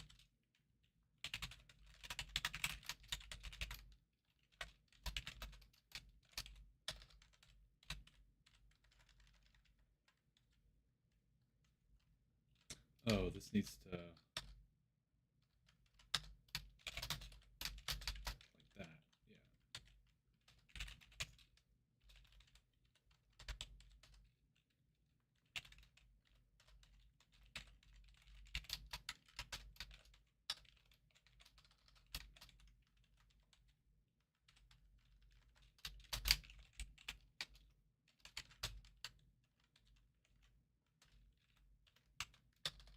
Do I? Do I? How do I style this div? I don't really know yet. And then he uses a plastic folding table for a desk that's bowed in the middle.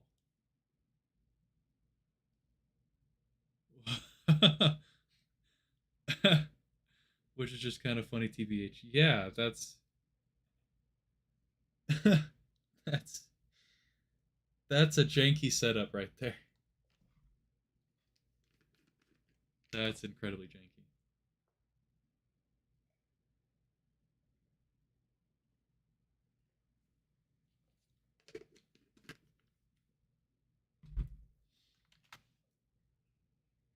That's incredible.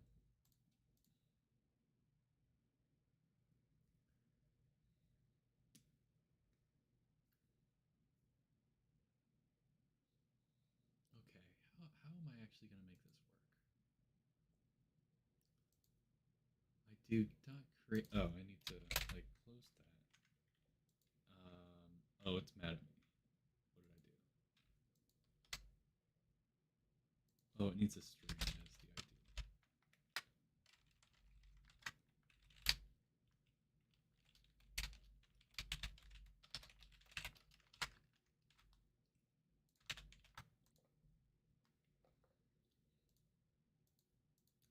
How did I get all this white space over here?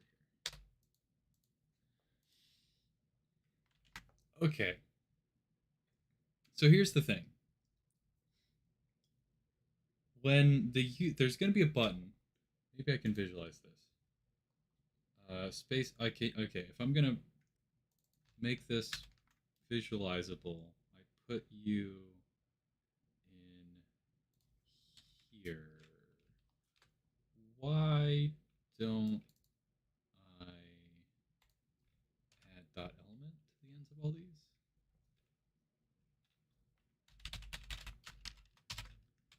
That would be nice.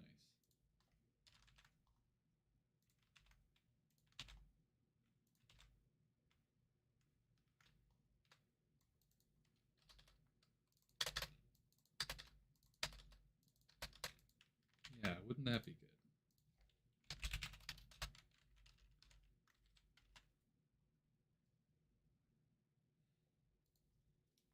I don't know how wide this thing is going to be, but it's probably going to be like 70. I don't know. And what are these arguments? This is x, I presume. Elements, widths, initial x, y, horizontal spacing.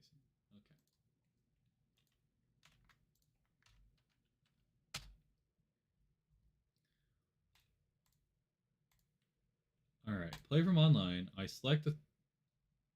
Let's try that again. Play from online. I select the thing, and there's an additional button, which is off screen because my horizontal spacing is too much Right, so I want to reduce you. I should be using Flexbox for this. There's CSS that does this for me, but I'm not going to use that right now because I wrote this code back before I knew about Flexboxes. Okay, well that worked really well. Hypothetically, this is the button, and when you click this button right now, nothing really happens except for disabling it. But how I want it to work is when you click this button, a UI pops up because there's not enough space on this UI to have it not be a pop up. It's gonna pop up like in the center. It's not gonna be that big, and what it's gonna be is a scrollable little table of a series of rates that you could choose from. Okay. And maybe it's like 0.05 between each of the rates. So it's a scrollable window and it's got like infinite scroll. Okay. So you scroll, it starts being centered on 1 like 1.00x.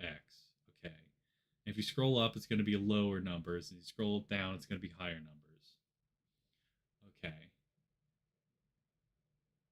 So that's like the main column. And then there's going to be a second column. The second column is going to be the the result of auto difficulty calculation. Okay, this is kind of a big deal. I'm going to port my auto difficulty function from Python to JavaScript so I can actually have the client running it. Okay, the client's going to be running the auto difficulty, and I know it's not that great. And it's going to tell you what difficulty the rate in that row is. I don't know how fast it's going to calculate. That sort of remains to be seen. But it is going to calculate it eventually. It's going to do it in a non-blocking way. So it's going to be like a bunch of dots, and until it like actually loads what the difficulty is. And then when you select one of the options, there's going to be like a little text box that fills with that selection. Or optionally, if you don't want to use the scrolling menu and you want to precisely specify a particular rate, you could just type it into the box, which is going to make it a lot of complication for just like a little bit of quality of life. But I want to try that. What do you think about that? Can you make it scroll up and down with the plus and minus keys though? I suppose I could, but why? Why? That thought hadn't occurred to me. I didn't assume people would want to control it with a keyboard. I mean, currently you can scroll this with the up and down arrow keys. So you'd probably be able to scroll that with the up and down arrow keys. What do you think about up and down arrow keys rather than plus and minus?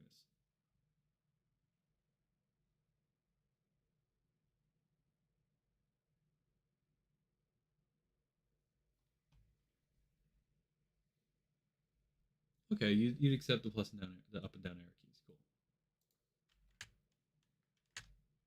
Do you use the up and down arrow keys for this thing?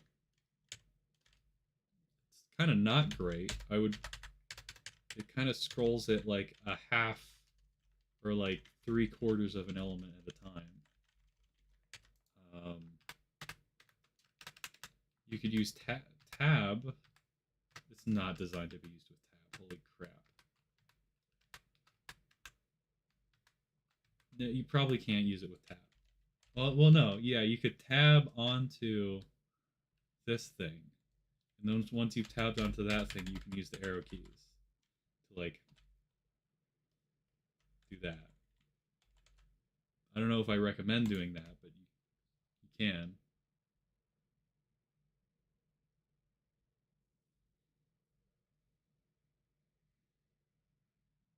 Because of the fact that it's crap, you don't use the snapping.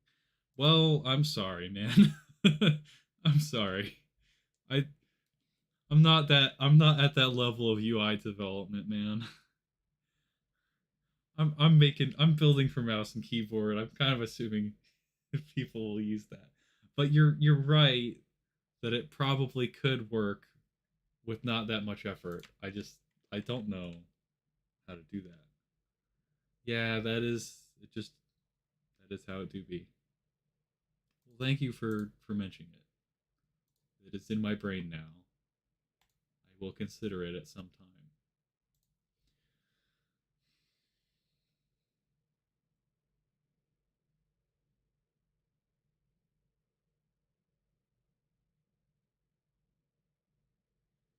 Okay, so I want to make a div pop up. Got I've got a class that is kind of like a table that I will probably reuse. Where is that thing? Yeah, it's called a menu table.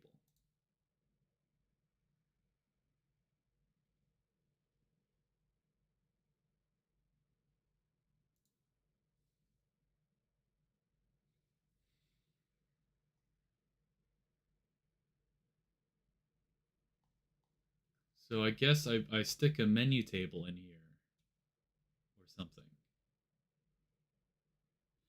Okay, this is a problem though. Um, because menu table is an abstract class. Because I assumed at no point in the future would I ever need two menu tables on a screen at the same time.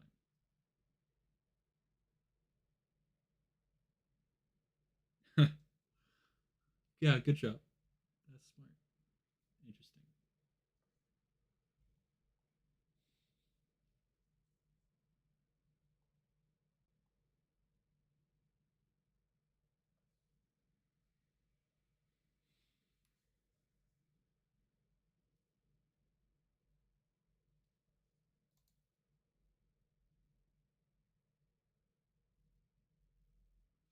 But you know what? This menu table does not work for infinite scroll. Um, so I don't think I should even bother trying to make this, trying to like port this.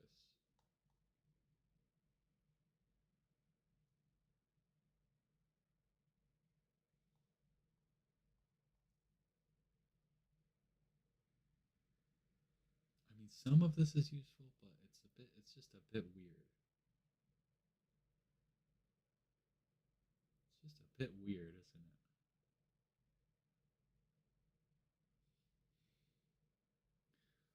it? I'm I'm gonna like copy all this real quick, but I need to adapt it quite a bit.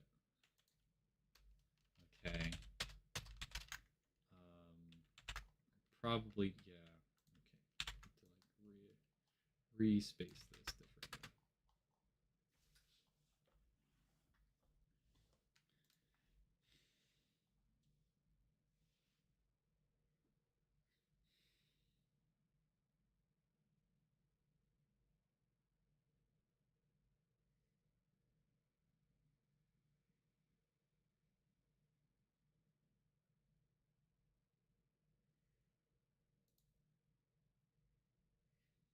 What's like the fastest way I can start testing this? It needs a width and a height. Okay.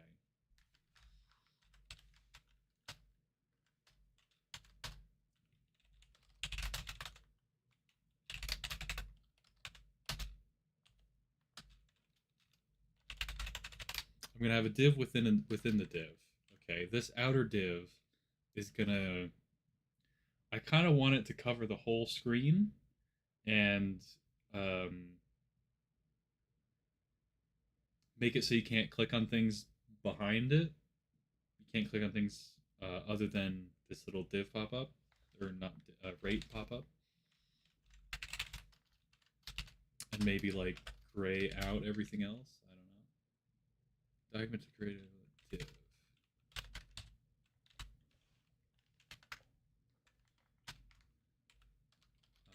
Div.append child table. Div table div dot style dot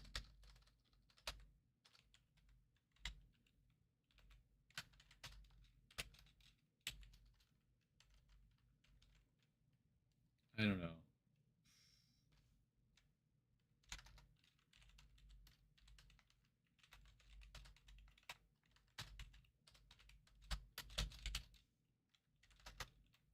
Sure, why not? Completely unrelated, but the Fire TV side loading process. Fire TV side loading. It's way less janky than it used to be.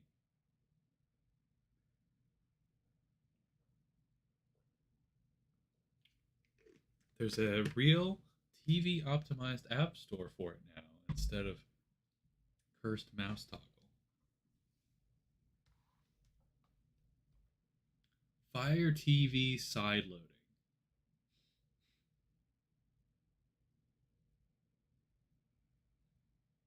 What does that mean? Can you explain that to me? What is the concept of Fire TV side loading? Are you side loading things on the Fire TV device? Or do you have a device and Fire TV is one of the things loaded on it?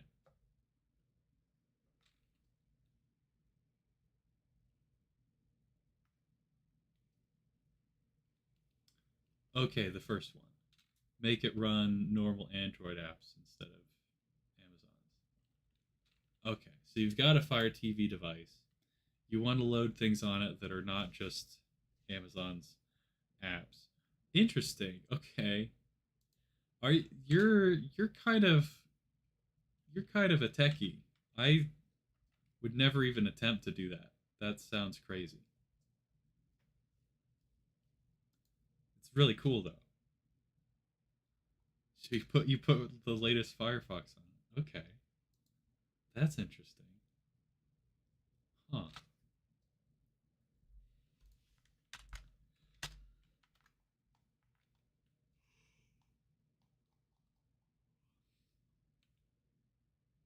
So if the hardware of a Fire TV device is approximately the same as an Android device, then it's like your TV is just one giant Android.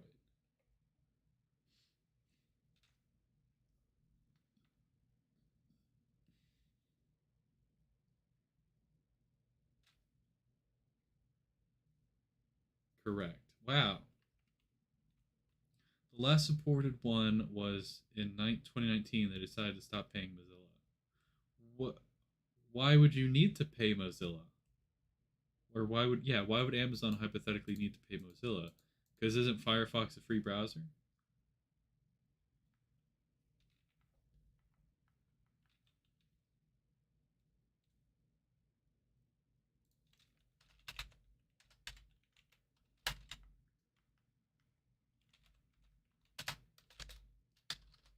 Overflow Y is equal to scroll.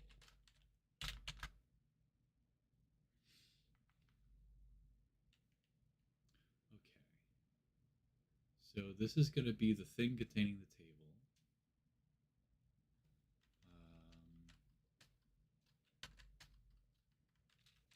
This let pop up div. We're going another level deeper.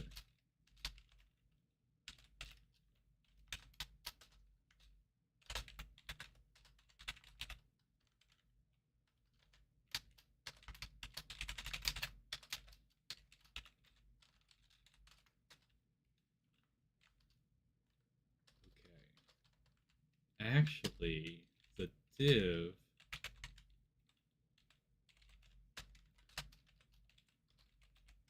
is going to have a pop-up div, and the pop-up div is going to have a table div.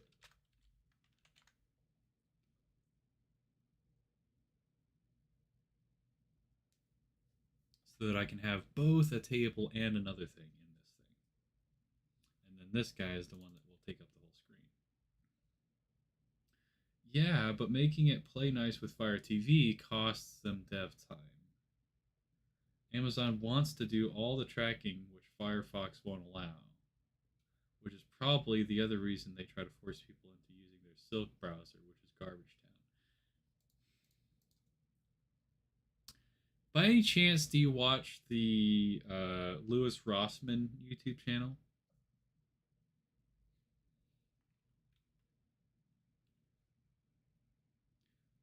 Pop-up div, table div. Yeah, I need to put things in my table div, right?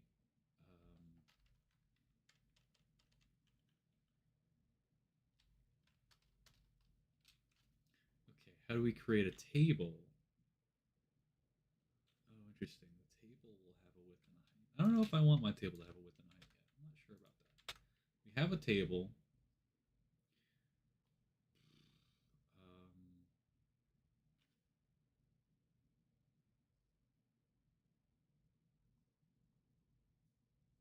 there's a column group.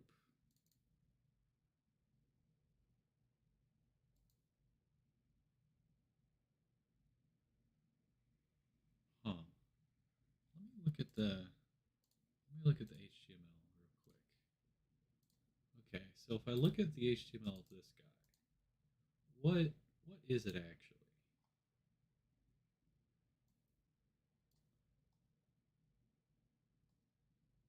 It's a table and then it has a call group, which has, oh, that's where you put width percentages, I suppose. That's pretty wild. That's pretty wild. HTML is a trip. And there's a header row.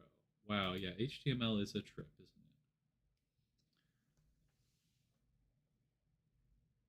You are a Louis Rossmann enjoyer.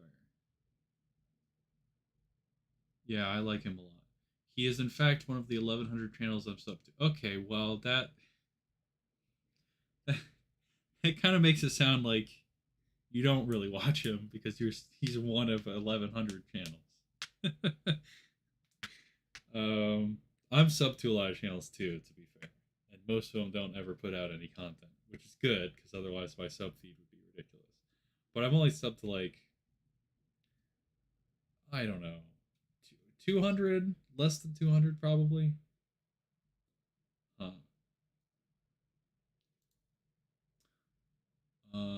Okay, I've got about 10 minutes before I have to go. I don't want to make a column group. Uh,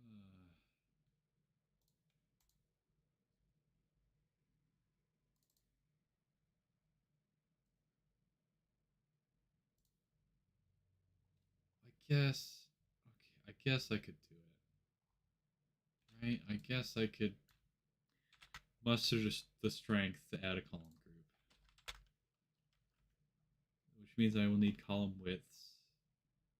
And column widths it expects to be provided. I will not do it that way.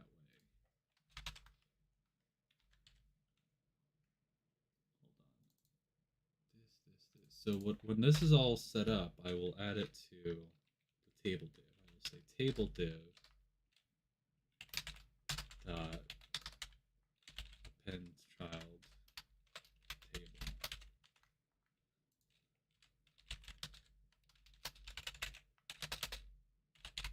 Okay, I'm gonna have some number of columns. How many columns are in this table? Is it like, are there are there 4 columns? Okay, there are. Even though the first one is kind of like a fake. Okay, that's fine. So in this table, I guess I will have 3 columns.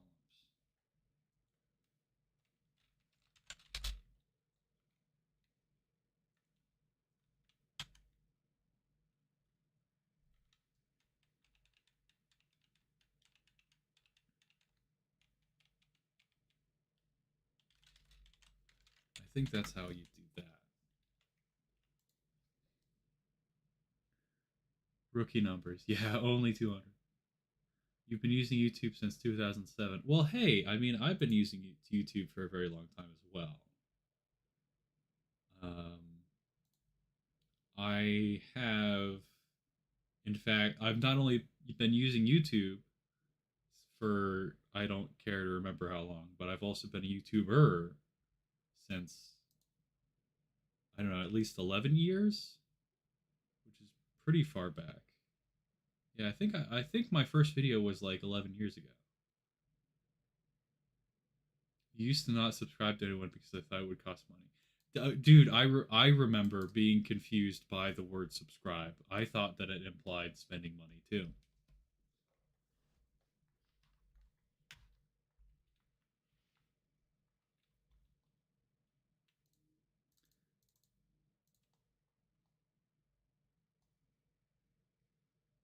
So what does this do?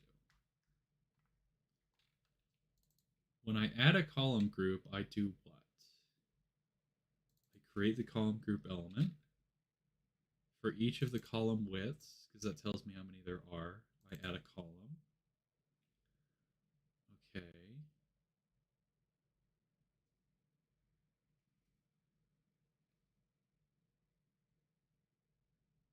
Column dot span is equal to 1.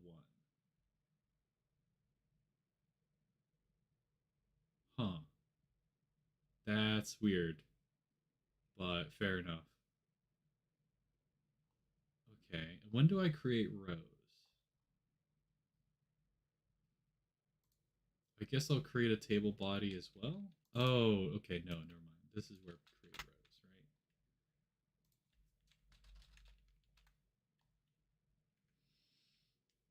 This is where we have contents.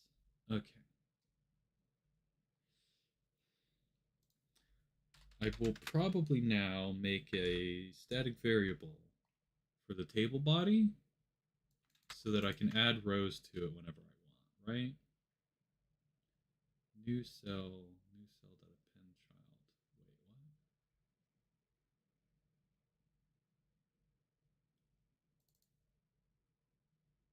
what? Row dot insert cell.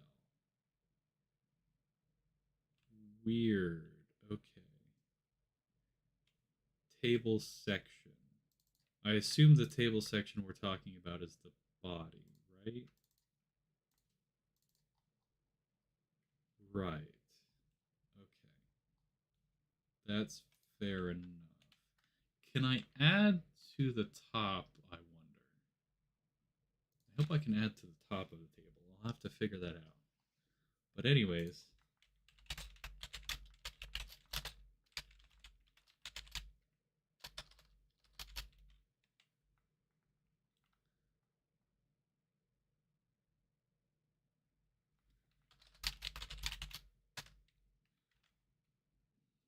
what? It's a table. Okay. Now, I thought I was being silly, but okay. Create table dot create t body. Weird.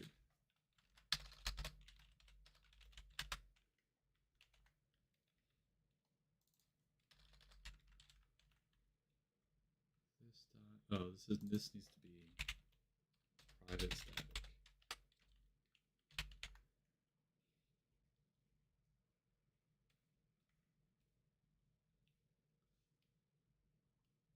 We create a table body, and then we can add stuff to it if we want, I guess.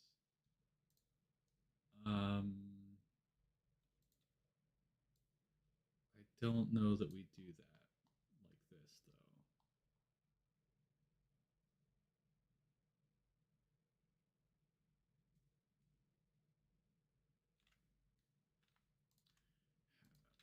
though. How it expects me to have HTML elements in my contents. I don't know how we're meant to get that stuff though. Like when I call create here, Okay, the training config is the only one using this, I guess. Table contents. Wow. Okay, I have to create them. I do have to create them.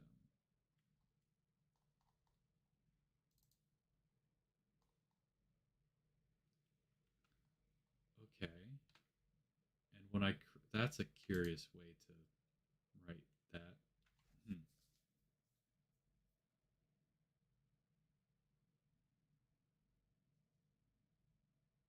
The new Fire TV is comedically faster than the old one. From 40 seconds to do a thing to 5 seconds. The fact that a company would bother to make their own hardware, which I suppose they actually didn't make their own hardware, did they? But they do that. They go through all that trouble, and it has really crap performance.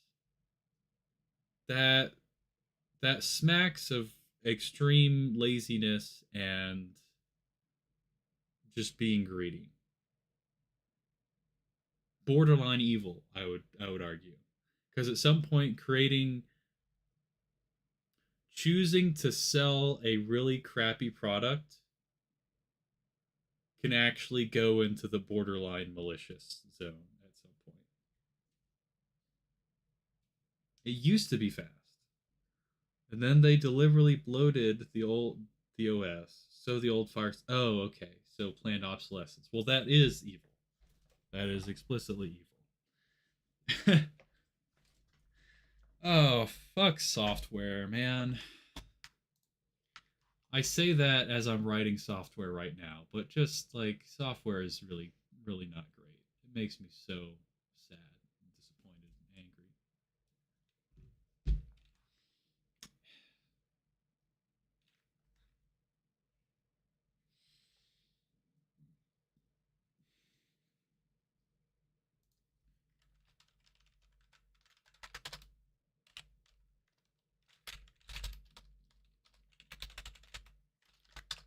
How do I have some contents to put in here? You know, how do I make some contents?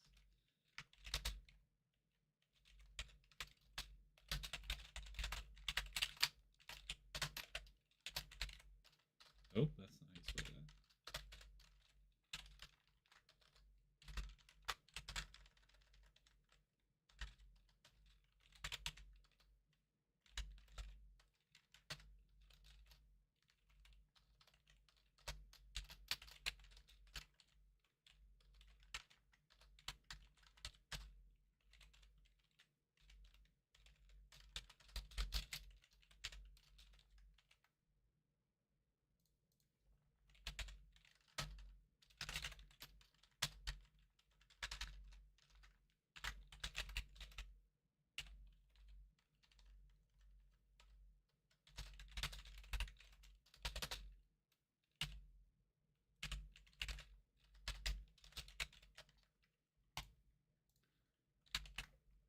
Cool. I've done it. Oh, I probably actually need a third thing.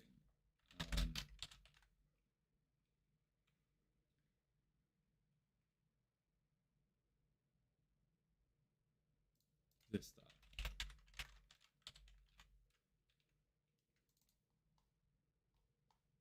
Okay. In theory, I have created a table.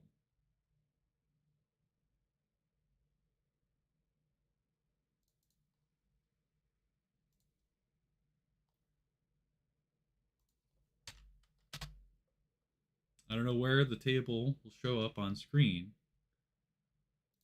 Probably at the bottom, which is not what we want, but no, it kind of doesn't do anything, which is not great. I have to go soon.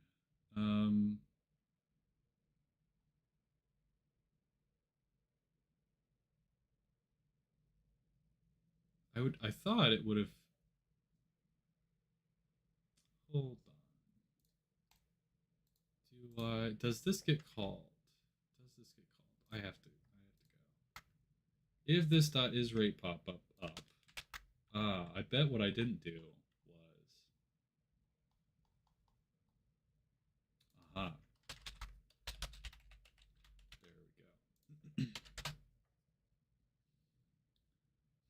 used to be fast. At the same time, $25 for a stick every 4 years isn't that bad. Well, isn't that bad, I guess.